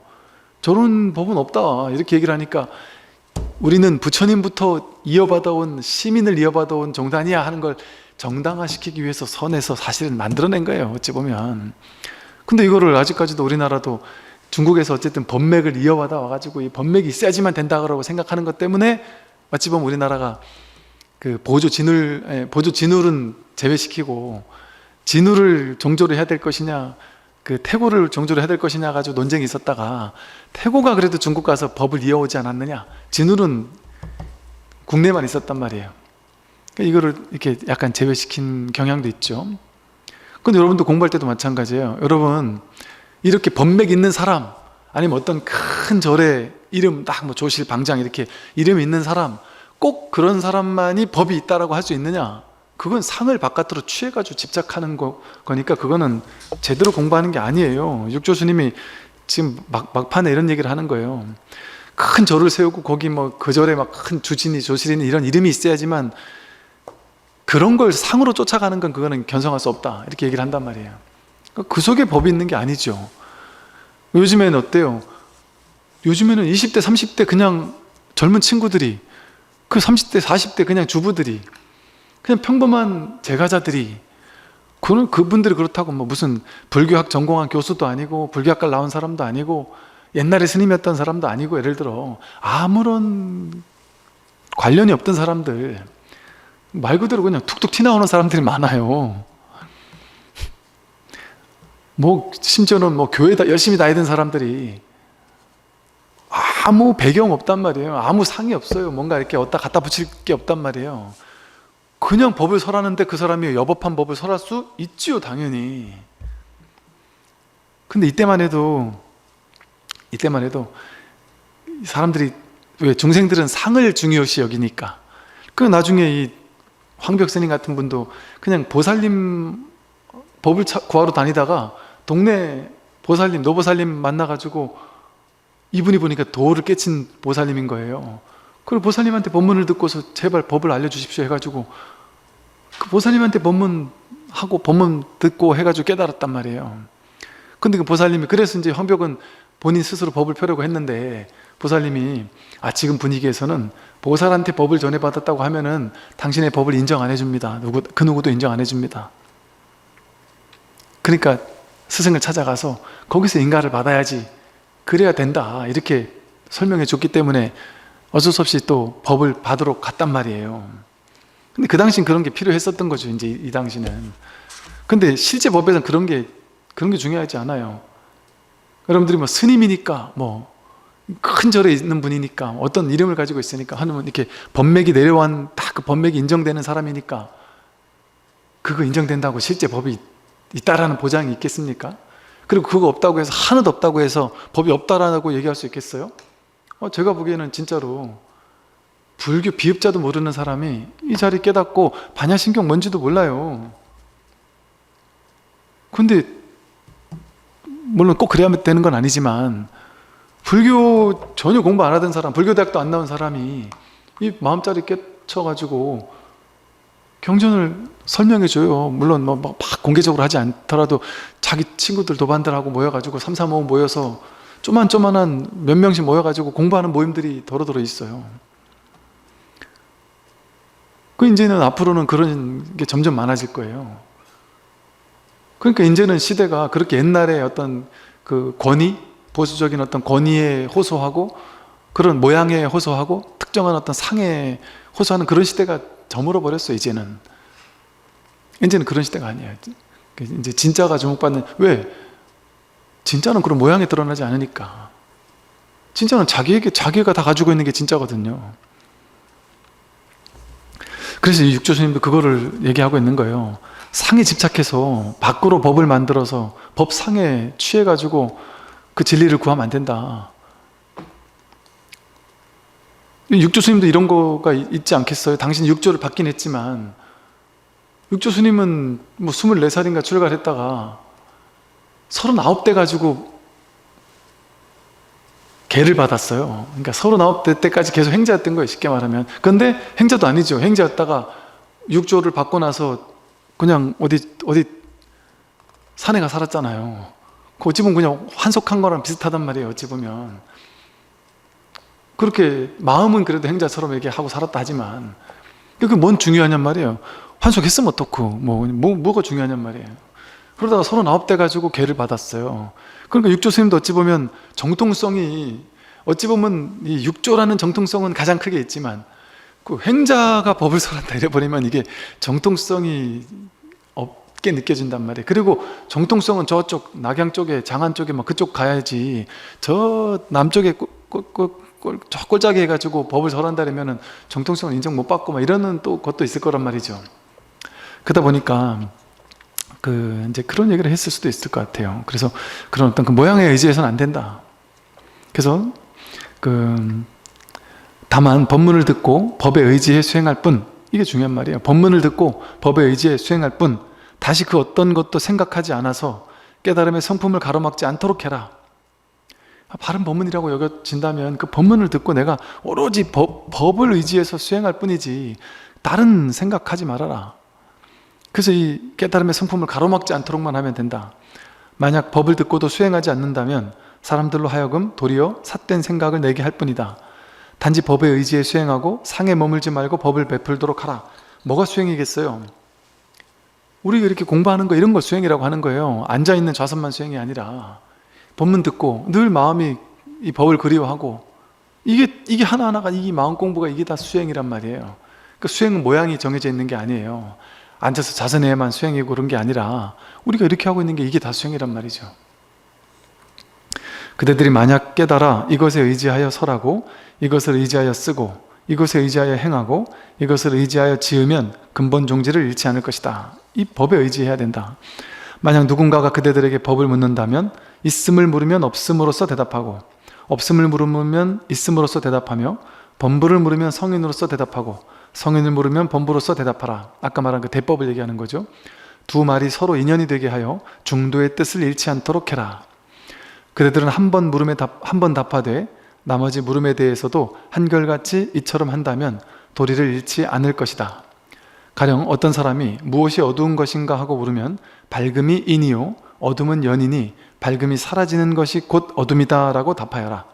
이와 같이 밝음으로써 어둠을 드러내고 어둠으로써 밝음을 드러냄으로써 오고 감에 서로 원인이 되어 중도의 뜻이 저절로 성취되도록 하여라. 나머지 다른 물음에 대해서도 모두 이와 같이 하라. 그대들이 훗날 법을 전할 때에는 마땅히 이와 같이 가르치고 전하여 종지를 잃지 않도록 하라. 아까 제가 얘기했던 거 똑같은 거죠. 밝음이 따로 있느냐? 어둡지 않으면 그걸 밝음이라고 하고, 그런 것이지 따로 있는 게 아니다. 서로를 인해서만 있다. 이런 어떤 대법을, 중도의 대법, 불이법을 설하는 것이죠. 이제 마지막으로 이제 부촉해서 유통하는 부분입니다. 대사께서는 태극 원년 임자 7월에 문인들에게 신주 국은사로 가서 탑을 세울 것을 명하시고 공사를 재촉하여 다음 해 여름에 낙성을 하였다. 7월 1일 대중을 모으고 말씀하셨다. 8월이 되면 나는 이 세상을 떠나고자 한다. 혹여 의심나는 것이 있으면 미리 묻도록 하라.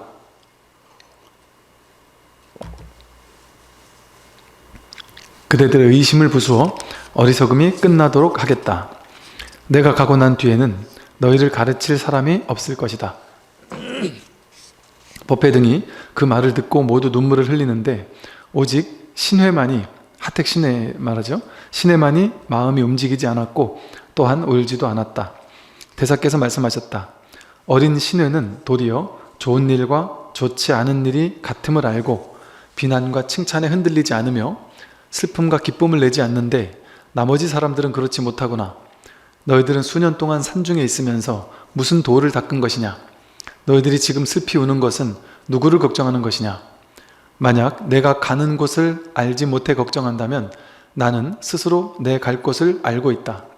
내가 만약 갈 곳을 알지 못한다면 그대들에게 미리 알리지 못했을 것이다.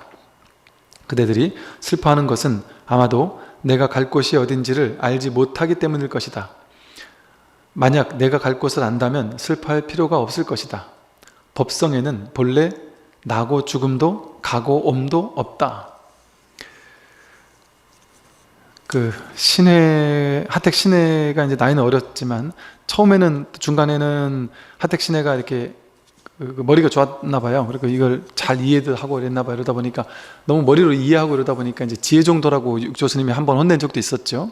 그러나 나중에 이제 공부를 많이 해서 공부 이제 안목이 생겼던가 봐요. 그러다 보니까 이렇게 이제 좋고 좋지 않음, 또 뭐 생사 이런 것에 대해서 깨달음이 깊었던 것 같죠. 그러다 보니까 이렇게 칭찬을 하면서 이제 이 스님들 얘기하고 있는 거예요.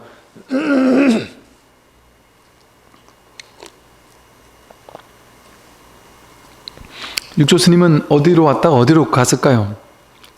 당신은 내가 갈 곳을 알고 있다라고 얘기하셨잖아요. 이 소리가 어디에서 와서 어디로 갔나 한번 보세요.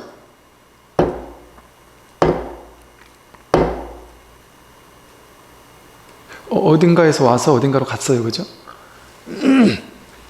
여기서 와서 여기로 간단 말이에요.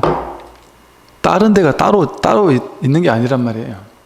우린 전부 다 이렇게 와서 이렇게 가는 거예요. 그냥 이럴 뿐이에요. 이게 나예요. 이게 전부란 말이에요. 따로 생사가 있는 게 아니라.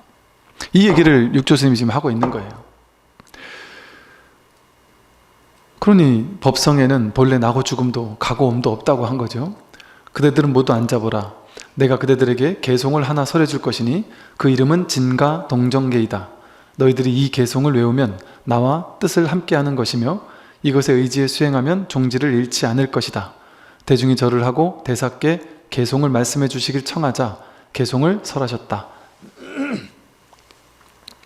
일체 모든 것에 참된 것은 없으니 참된 것을 보려 하지 말라. 만약 참된 것을 보았다면 그것은 모두 참이 아니다. 만약 스스로에게 능히 참됨이 있다고 한다면 거짓을 여인 마음이야말로 참된 것이다. 자기 마음이 거짓을 여의지 못했다면 참이 아니니 그 어디에 참됨이 있겠는가? 이것도 대법을 이렇게 설하시는 거죠. 참됨이 따로 있냔 말이에요. 거짓이라는 걸 인연으로 참됨이라는 걸 우리가 말할 수 있는 거지 참됨이라는 게 따로 있지 않단 말이에요. 이런 얘기를 듣고 여봐라, 불교는 본인 스스로 고백했네. 불교는 참됨이 없다고 육조스님이 스스로 얘기하잖아. 이러고 타종교 신자들은 막 공격을 하는 거죠. 성철 스님 열반하시고 공격한 것처럼. 이 법을 모르면 공격당하기 딱 좋은 게 불교라니까요. 그러니까 이게 이렇게 대법을 해서 설명한 거예요. 참이 따로 없어요. 거짓을 여의면 그게 참이지. 참이라고 이름한 것 뿐이지. 거긴 참이란 이름도 붙을 게 없고 거짓이란 이름도 붙을 게 없어요. 유정이라면 움직이지만 무정은 움직이지 못하니 만약 부동행을 닦는다면 무정물의 부동과 같을 것이다. 만약 참으로 부동을 찾는다면 움직임 위에 움직이지 않음이 있다.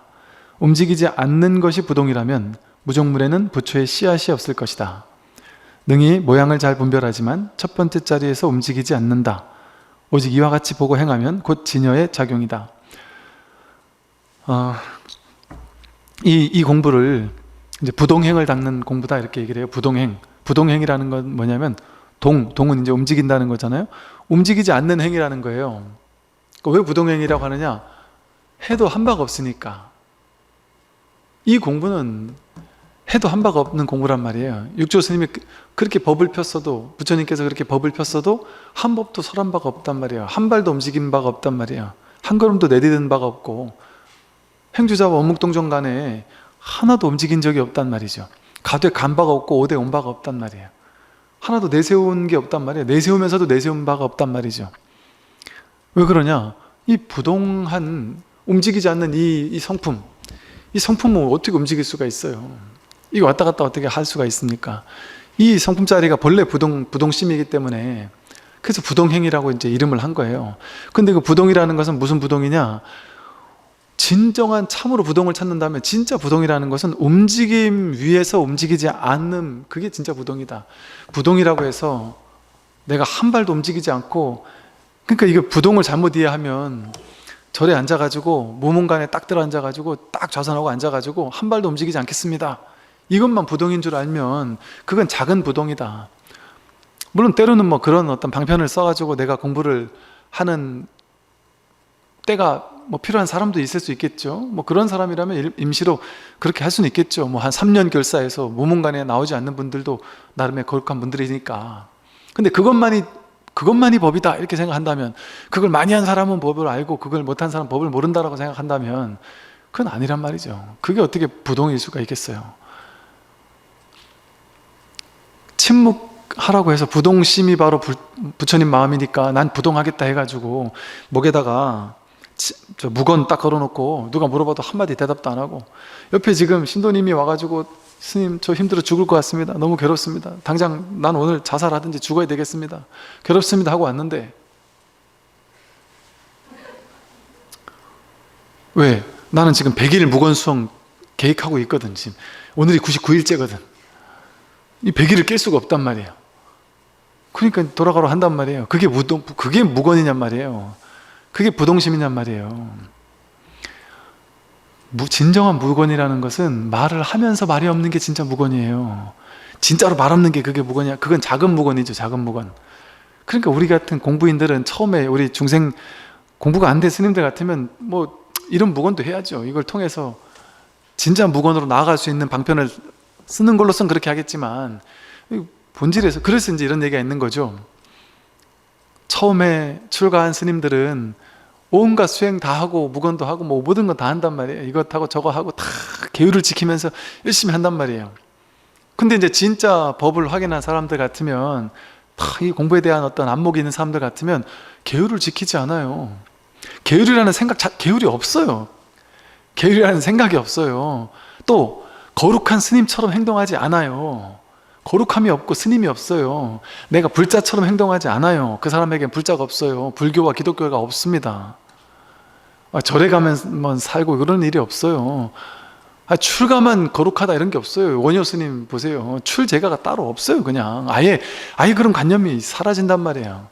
그러니까 춘송 스님 같은 분도 저 동두천 시장거리 맨날 나와가지고 막걸리 한 잔 먹으면서 거의 원효 스님처럼 그러고 살았다래고, 뭐 스님인데 맨날 술 처먹고 막 고기 처먹는 중이 하나님 따르면서 경찰서에 신고를 했대요. 그러니까 경찰서에 끌려가가지고 네 고향이 어디냐 그랬더니 우리 엄마 거식이다 이런 얘기도 했다라면서 정말 무해행을 했단 말이에요. 그걸 보고 우리가 욕할 수 있냔 말이에요. 모르는 사람들 입장에서 보면 욕할 수 있겠지만 그 안목에서는 이미 그걸 넘어버린 거예요. 원효 스님이나 그런 스님들의 어떤 삶은 우리가 그거는 술 먹고 고기 먹고 다 했지만 한 게 아니란 말이에요. 원효 스님은 겉으로 모습은 파괴한 것처럼 보이고 요속공주와 결혼해서 설총을 낳았지만 한 박 없단 말이에요. 부동이란 말이에요. 부동. 이 법의 자리에서 딱 부동이란 말이에요. 그러니까 이 처음에는 내가 계율을 따라가는데 나중에는 계율이 나를 쫓아온다. 무엇을 하더라도 하나도 계율에 어긋나는 바가 없다, 이렇게 얘기를 해요. 그래서 그게 진정한 자유로움이에요. 계율에서도 자유로워지는 것. 그러니까 불교는 계율을 지키기 위해만 있는 게 아니라 계율에서 진정 자유로워지려고 계율을 잠깐 공부 과정에서 지키는 것이죠. 어찌 보면. 그래서 그런 어떤 옛 어른 스님들의 어떤 그런 무해 행들이, 이런 어떤 부동한 행들이 행하지만 행한 바가 없는 행위예요. 그러니까 우리 본부들로서는 도저히 이해할 수 없는 행일 수도 있죠. 그러나 그게 이제 진정한 행위란 말이에요. 하되 함이 없이 하는 행. 그래서 이분들은 능히 모양을 잘 분별하지만 첫 번째 자리에서 움직이지 않아요. 이것도 하고 저것도 하고 온갖 뭔짓도 다 하지만 첫 번째 자리에서 움직이지 않는단 말이에요. 술을 먹으면서 막걸리를 한잔 하면서 이게 법이란 말이에요. 이게 법이에요. 담배 한 대 피운다면 담배 한 대 피우면서 이게 법일 수 있단 말이에요. 이런 짓을 하라는 게 아니고 이런 걸 스님들한테 하라는 것도 아니고 제가 불자들한테 이걸 하라는 얘기가 아니고, 진짜 깨달음의 안목에서 본다면 첫 번째 자리에서 움직이지 않는 게 중요한 거지, 그 겉모습이 중요한 게 아니란 말이에요. 진정한 자유로움에서는 이게 정말 멋있는 거 아닙니까, 여러분? 여러분이 불교에 구속되려고 불교에 또 이렇게 불교에 줄 세워가지고 나는 불교 신자입니다 이렇게 딱 꼬리표 달고서 나는 계율을 지키고 나는 어느 절에 가서 뭘 받았고 나의 삶은 불교답게 삽니다. 그래서 불교가 이렇게 정해져 있는 게 있다면 그게 자유로움이겠어요? 여러분이 타종교 있는 사람들 옆에 가면 이제 막 불교를 내세우고 막 불교로 이러려는 마음이 있다면 자유롭지 못한 거죠. 진짜 불교라면 불교라는 생각이 없어요. 진짜로 목사님이 예배하고 신부님이 강론하시는 게 그대로 그들의 법인데요, 부처님이 보기에는 뭐가 다를 게 있냔 말이에요. 하나도 다를 게 없단 말이죠. 왜 그럴까요? 능히 모양을 잘 분별하지만, 그러니까 응무소지생기심 한다는 거예요. 이것도 생각하고 저것도 생각하고 분별할 거 다 하고 할 거 다 하고 행동할 거 다 하지만 이 첫 번째 자리에서, 이 법의 자리에서, 이 자성의 자리에서 벗어나지 않는다. 이 첫 번째 자리에서 움직이지 않는다. 이게 부동심이란 말이에요. 부동심. 그 자성을 벗어나지 않아요, 사실은. 우리 본질에서는 여러분들이 뭔 짓을 해도 자성을 벗어나지 않아요. 심지어 어디가 살인을 해도 이런 말 하면 안 되지만 자성을 벗어난 게 아니에요, 사실은. 그 인과응보는 받겠지만, 그 과보는 받겠지만, 이게 말 실수했네 또 이렇게 얘기를 하면, 이런 너무 센 얘기는 하는 게 아닌데, 대중서법에서는 말하자면 그렇다는 거예요. 말하자면 왜 그럴까요? 사자가 배고파서 토끼를 잡아먹었는데 그 살생한 거잖아요. 그게 죄입니까? 그 죄가 아니에요. 그게 그냥 인연 따라 생기고 사라지는 거예요. 분별이 죄지. 이게 법의 자리에서는 그렇다는 거예요. 우리는 그러면 천벌을 받죠. 왜? 인과 속에 우리는 있으니까 인과의 과보는 그대로 받는단 말이에요. 인과를 넘어선 사람들에게는 그런 일이 있어도 있는 바가 없다는 그런 얘기를 하는 거죠. 오해하지 마시고, 오직 이와 같이 보고 행하면 곧 진여의 작용이다.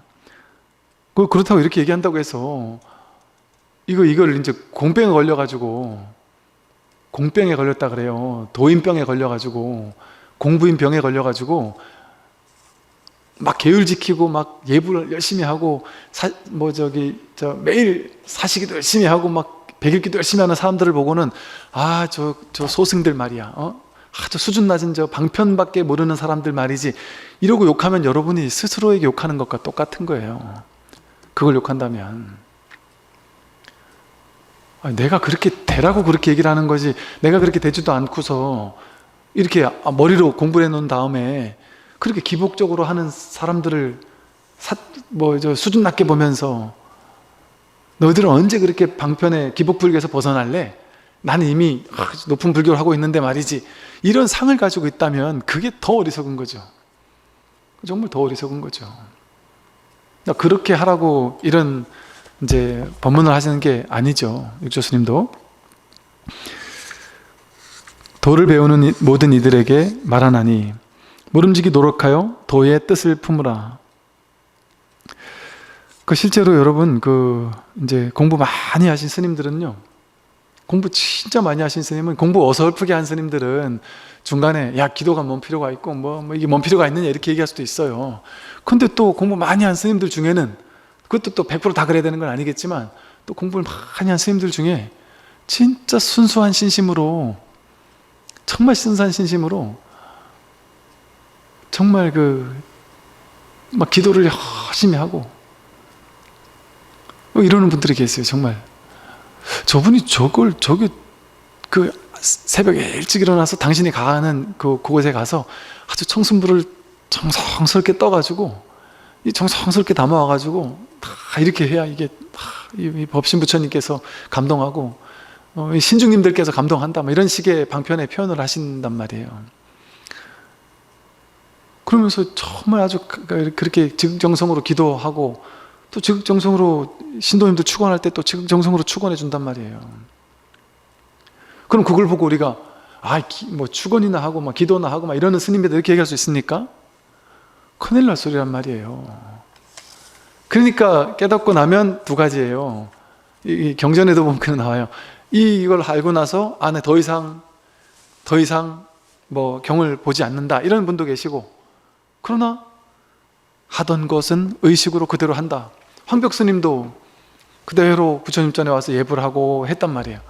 그러니까 옆에 있는 왕자였는데 임시로 절에 와가지고 이렇게 기도하는 행자로 와 있던 왕자가 있었어요. 그 행자가 스님은 부처와 내가 둘이 아닌데 뭐 어디다 대고 절을 하시는 겁니까? 이런 식으로 이제 행자가, 공부도 제대로 안 된 행자가 그렇게 물었단 말이야. 그랬더니 한 대 때리면서 이제 한마디 하는, 일상의 예법에, 이게 법과 법이 아닌 게 일단 일상의 예법이니까 한다, 이런 얘기를 하면서 일상의 예법 속에서 예불 하는 것이 법이고 밥을 먹는 것이 법이고 똥오줌 싸는 게 법인데 뭘 그게 또 이거는 하고 저건 안 하고 하는 분별조차 없단 말이에요.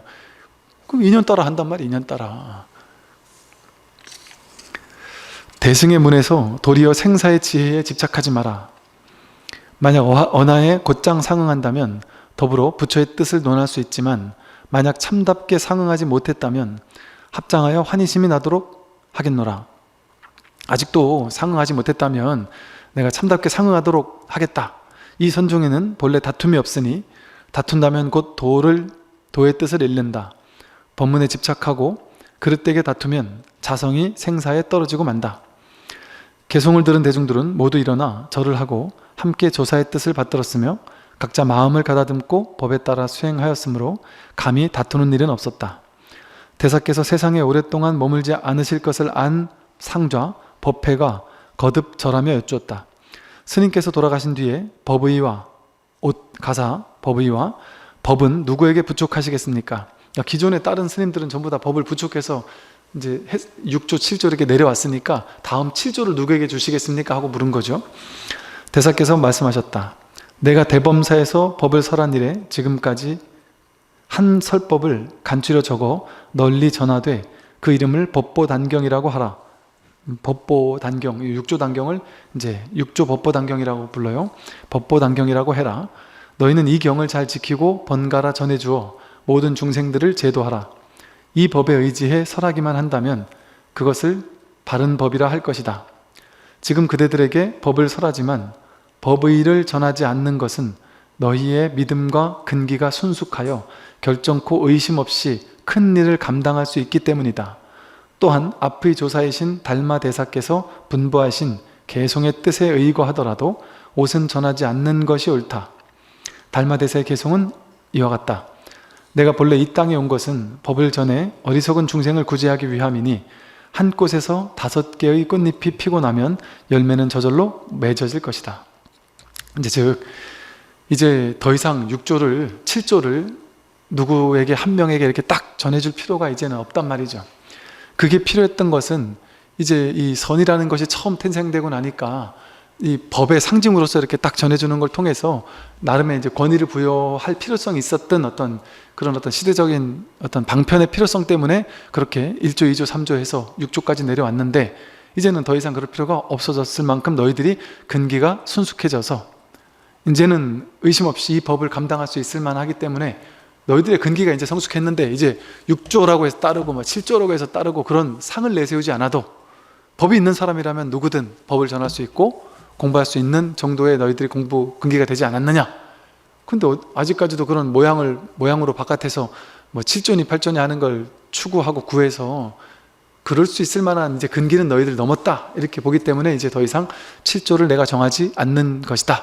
그리고 이제 달마대사도 이렇게 5개의 꽃잎이 피면 열매는 저절로 떨어진다 해서, 즉 5조가 6조에게까지 이제 넘겨줬으면 그 이후부터는 저절로 법이 활짝 꼽힐 것이다, 이제 이런 의미를 얘기해요. 그리고 실제로 이제 이랬기 때문에 6조 이후의 제자들은 무수히 많은 막 그야말로 우리가 강호 재현이라고 하듯이 무수히 많은 막 그냥 재현의 깨달은 그 선의 황금기라고 불릴 만한 그런 일들이 일어날 수 있었던 것은 이렇게 7조를 딱 정하지 않았기 때문에 곳곳에서 무수히 많은 도인들이 출현할 수 있었던 것이라고 생각합니다. 대사께서 다시 말씀하셨다. 그대들이 만약 일체 종지를 성취하고자 한다면 모름지기 일상삼매와 일행삼매를 통달해야 한다. 만약 일체 모든 곳에서 상에 머물지 않고 그 상 가운데 좋아하거나 싫어하는 마음을 내지 않으며, 또한 취하거나 버림이 없고 이익을 생각하지 않고 이루어짐과 무너짐을 같은 일로 보고 안락하고 한가하고 편안하고 고요하며 텅 비어 걸림없이 통하고 담담하고 욕심이 없다면 이것을 일러 일상삼매라고 한다. 일상삼매, 모양 상자죠. 그냥 오로지 한 모양이라는 건 따로 모양이 없는 거예요. 어떤 상에도 머물지 않는 그런 걸 얘기하는 거예요. 또 만약 일체 모든 곳에서 가고 머물고 앉고 눕는 모든 행위에서 순수하고 한결같이 곧은 마음이면, 직심이라고 했죠. 곧은 마음이면 도량에서 움직이지 않고 참된 정토를 이룰 것이니 이를 일러 일행삼매라고 한다. 앞에서 다 했던 이야기들이에요. 만약 사람이 이 2가지 삼매를 갖춘다면 마치 땅의 종자가 크게 성장할 가능성을 갖추어서 그 열매를 잇게 만드는 것과 같으니 일상삼매와 일행삼매도 이와 같다. 내가 지금 법을 설하는 것은 마치 때 맞춰 내리는 비가 대지를 두루 적셔주는 것과 같다. 그대들의 불성은 비유하면 온갖 종자와 같으니 이 법비를 만나 젖게 되면 모두가 싹을 틔울 것이다. 나의 뜻을 계승한다면 반드시 깨달음을 얻을 것이며 나의 수행에 의지한다면 반드시 묘한 깨달음의 열매를 얻을 것이다. 나의 개송을 들어라. 마음의 땅이 모든 종자를 다 품고 있어서 널리 내리는 비에 모두 싹이 움튼다. 문득 깨달음의 꽃이 피어나면 깨달음의 열매 또한 저절로 이루어지리라. 뭐 그냥 평이한 이야기니까 한번 들으면 이해하실 거라고 보고요. 대사께서 다시 말씀하셨다. 이 법은 둘이 없고 이 마음 역시 그러하다. 이 도는 청정하며 또한 여러 가지 상이 없다. 그대들은 삼가 고요함을 보지도 말고 그 마음을 텅 비우지도 마라. 할 게 없어요. 이 마음은 본래 깨끗하여 취하거나 버릴 것이 없다. 각자 정진하고 인연 따라 잘 가거라. 이 마음은 본래 깨끗해서 취할 것도 없고 버릴 것도 없어요. 그때 무리들은 절하고 물러갔다. 7월 8일에 대사께서는 문득 문인들에게 말씀하셨다. 나는 신주로 돌아가고자 하니 그대들은 속히 배와 노를 준비하거라. 대중이 슬퍼하며 심히 강하게 만류하자 대사께서 말씀하셨다. 모든 부처님이 출연하시어 열반을 보여주셨다. 온 것은 반드시 가게 되어 있으니 이치가 또한 그러하다. 나의 이 몸도 돌아갈 때는 반드시 가야 할 곳이 있다. 대중이 여쭙다. 대사께서 지금 가시면 언제 돌아오십니까? 대사께서 말씀하셨다. 낙엽이 떨어져 뿌리로 돌아가면 돌아올 때를 말할 수 없다. 오고 감이 없는데 언제 돌아옴을 또 물어요? 대중이 여쭈었다. 정법안장은 누구에게 전하여 부촉하실 것인지요? 대사께서 말씀하셨다. 도가 있는 자가 얻을 것이고 마음이 없는 자가 통할 것이다. 또 여쭈었다. 그 다음에 재난은 없을까요? 대사께서 말씀하셨다. 내가 입적하고 난 뒤 5, 6년이 지나면 한 사람이 와서 내 머리를 가져가려고 할 것이다. 나의 말을 들어라. 머리 위로 부모님을 복양하고 입안에 밥을 구한다. 만의 재난을 만나지만 양류가 관리가 되리라. 뭐 이제 약간의 뭐죠, 이렇게 좀 예언을 하는 것 같은 이제 이런 이야기를 여기서 썼는데,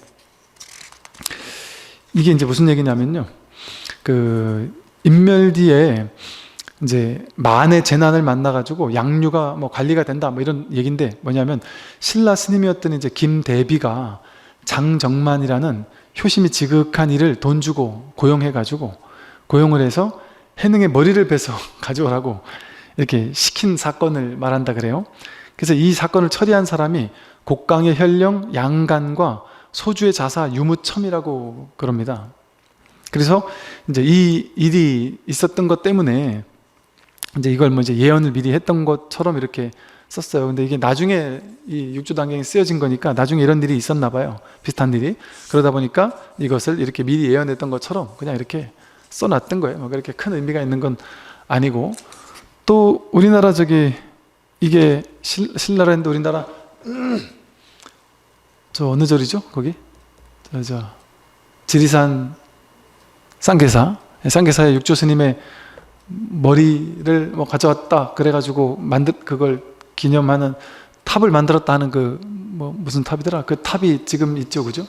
예, 근데 또 어디선 그걸 못 가져갔다라고도 하고, 또 여기 우리나라에서는 또 있다라고도 있어서 가져왔다라고도 하고 막 그런 얘기가 있어요. 뭐 이런 짓을 왜 하는지 모르겠어요.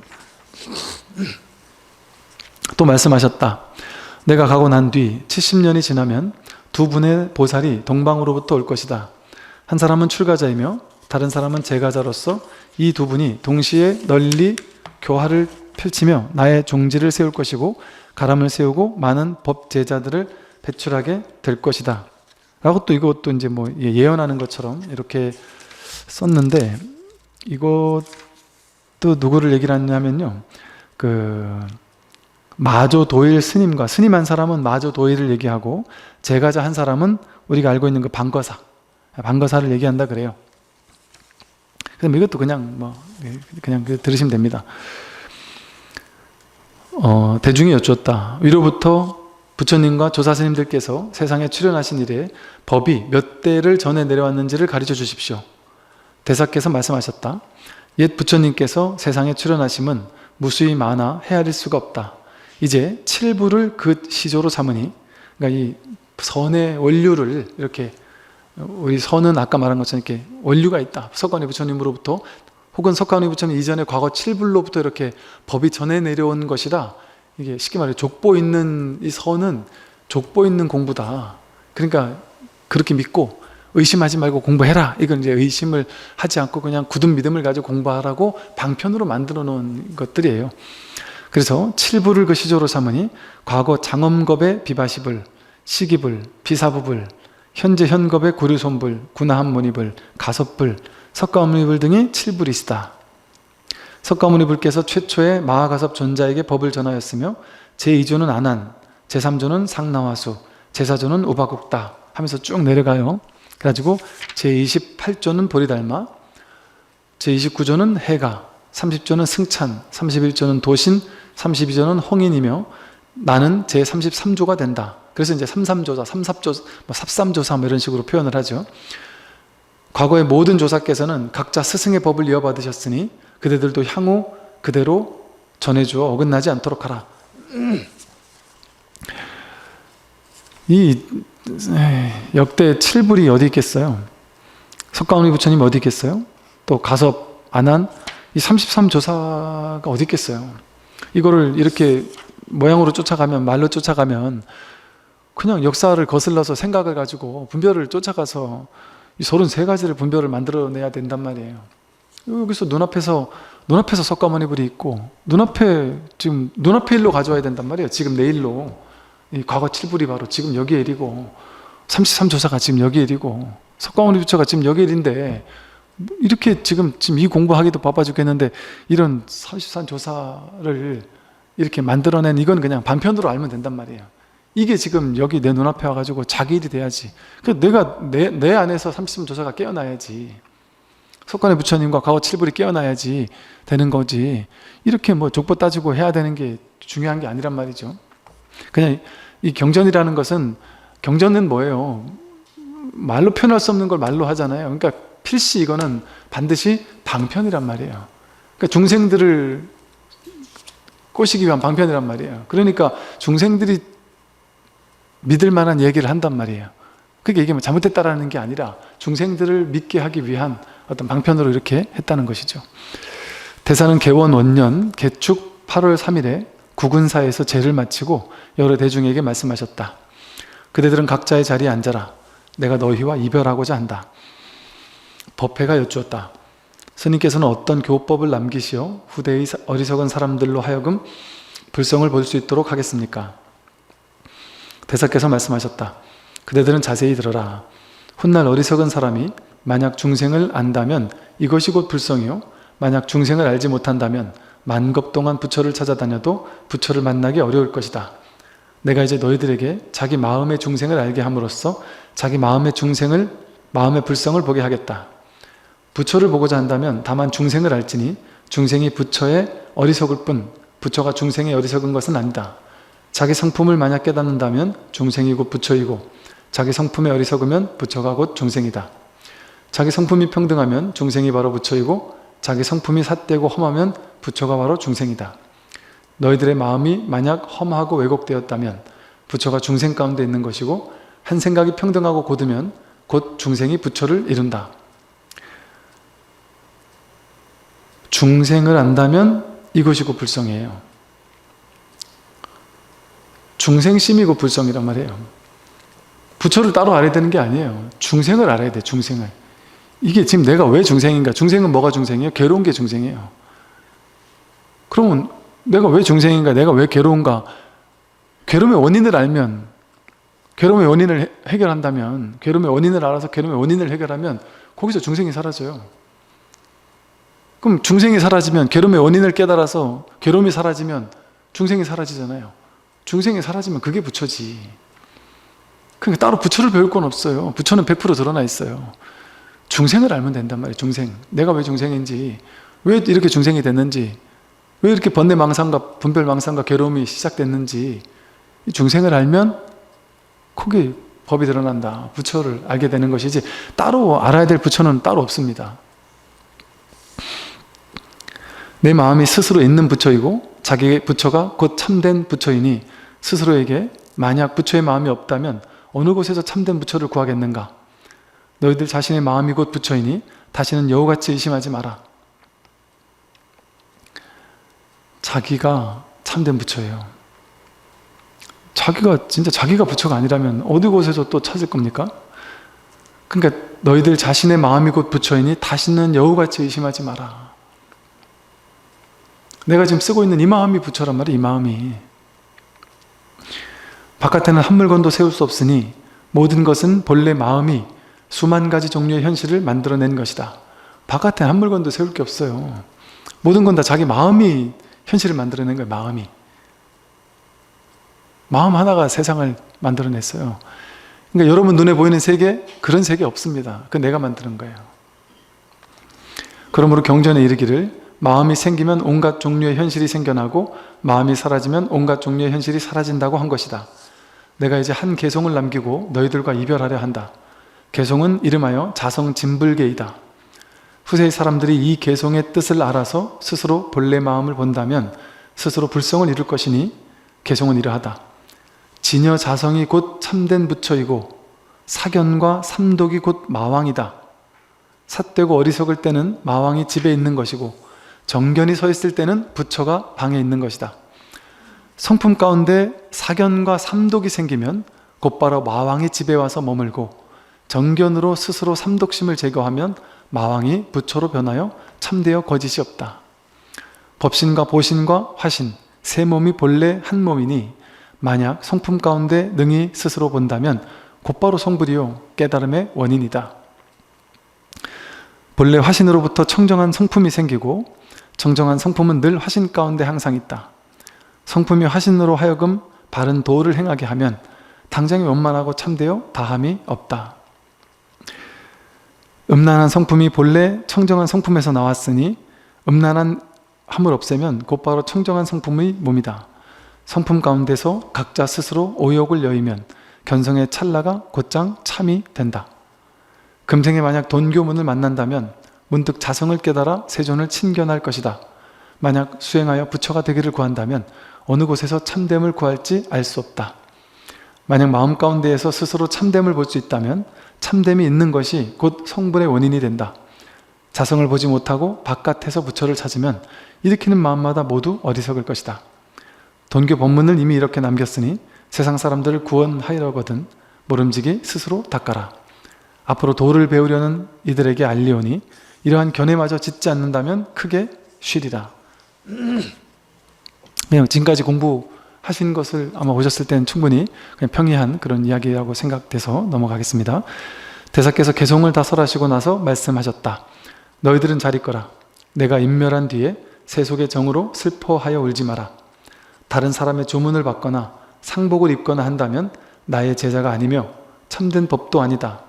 다만 자기의 본래 마음을 알고 자기 본래 성품을 보면 움직임도 고요함도 없고 생도 멸도 없으며 가고 오는 것도 없고 옳고 그름도 없고 몸음도 감도 없다.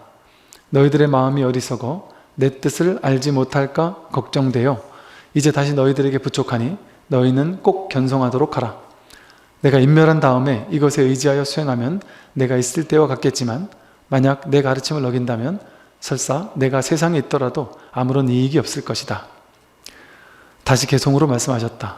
오롤하여 선도 닦지 않고 등등하여 악도 짓지 않는다. 적적하여 보고 들음도 끊어지고 탕탕하여 마음에 집착이 없다. 대사께서 개송을 설하시고 단정히 앉아 삼경에 이르자 호련히 문인들에게 나는 간다 하고 말씀하시고는 문득 돌아가셨다. 그때 기이한 향기가 방 안에서 가득히 피어나고 흰 무지개가 땅에 닿았으며 수풀이 희게 변하고 짐승들도 슬피 울었다.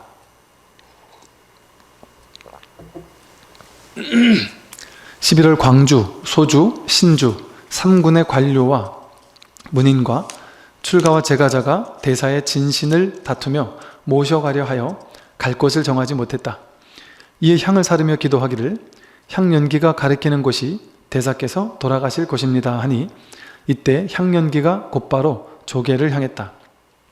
11월 13일 진신을 모신 신감과 전해받은 의발을 옮겨 돌아왔다. 다음해 7월 25일 신감을 꺼내자 제자 방변이 향내나는 진흙으로 진신을 발랐다. 문인들이 머리를 갈치해 갈 것이라고 했던 예언을 기억해내고는 마침내 쇠조각과 오치를 한 배로 대사의 목을 단단히 모호하고 탑에 넣었다.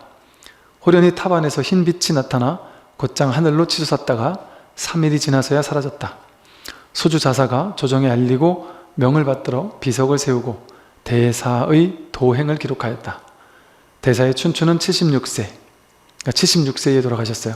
24살의 의발을 전해받고 39세에 이제 비로소 삭발을 했고요. 법을 설하여 중생을 이롭게 하신 지는 37년이다. 뜻을 얻어 법을 이은 사람이 43명이고 법을 이은 사람만 43명이고요. 도를 깨달아 범부를 넘어선 사람은 그 수를 헤아릴 수도 없이 많다. 달마가 전한 믿음의 옷과 중종이 하사한 만합 가사와 보발 그리고 방변이 만든 스님의 전신상과 수행 도구들은 탑을 지키는 시자가 맡아 보린 도량에 잘 오래도록 모셨다. 육조단경을 전하고 유통시켜 종지를 드러내셨고 삼보를 융성하게 하고 널리 중생들을 이롭게 하셨다.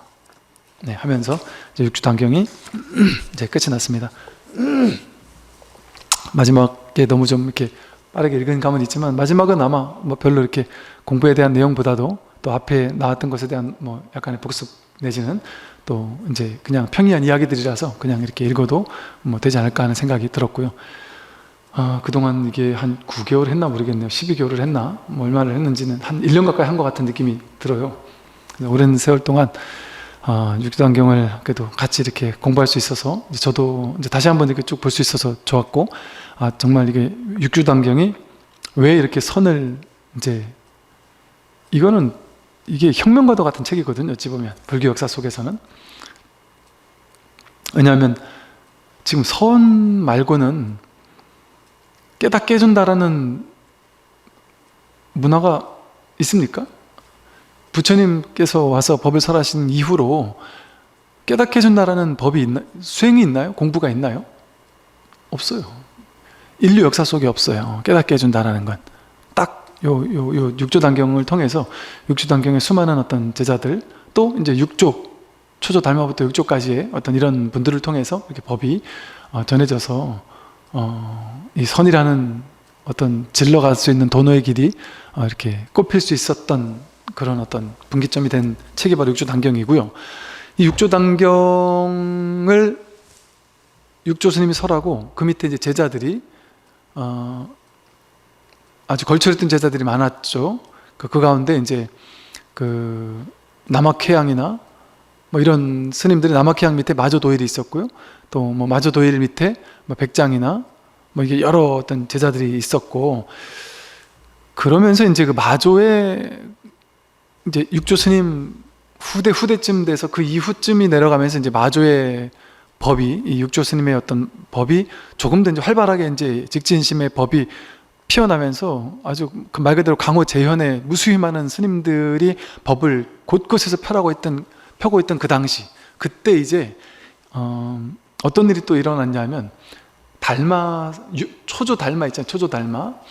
초조 달마 스님의 이름으로, 초조 달마 스님의 이름으로 여러 가지 책들이 집필이 됩니다. 그러니까 쉽게 말해 이 마조 이 문화에서 집필된 어떤 책들이 이름을, 이거는 달마 스님이 쓴 것이다라고 해서 이름을 달마 스님에 의지해서 달마 어록 같은 것들이 좀 생겨나게 된다고 학계에서는 지금 보고 있어요. 그러니까 이게 이제 달마의 뭐 혈맹론이라든지 뭐 이런 몇 가지 책들을, 이게 진짜 달마의 저작이 맞을까에 대해서 약간의 의문을 가지고 있기도 해요. 그러나 그것을 명백한 이제 이 어떤 좋은 텍스트로서 우리가 공부하고 있는 이유는 뭐냐면, 달마가 쓴 거 아니면 육조의 어떤 계열의 마조의 제자들쯤 있는 사람이 쓴 것이다. 그래서 이 육조 스님의 그 견성에 대한 아주 오롯한 어떤 견성에 대해서 육조단경을 보조해 줄 수 있는, 육조단경에서 말하고 있는 그 자성, 견성을 아주 뚜렷하게 이렇게 아주 그 견성의 방법이랄까 이런 것들을 뚜렷하게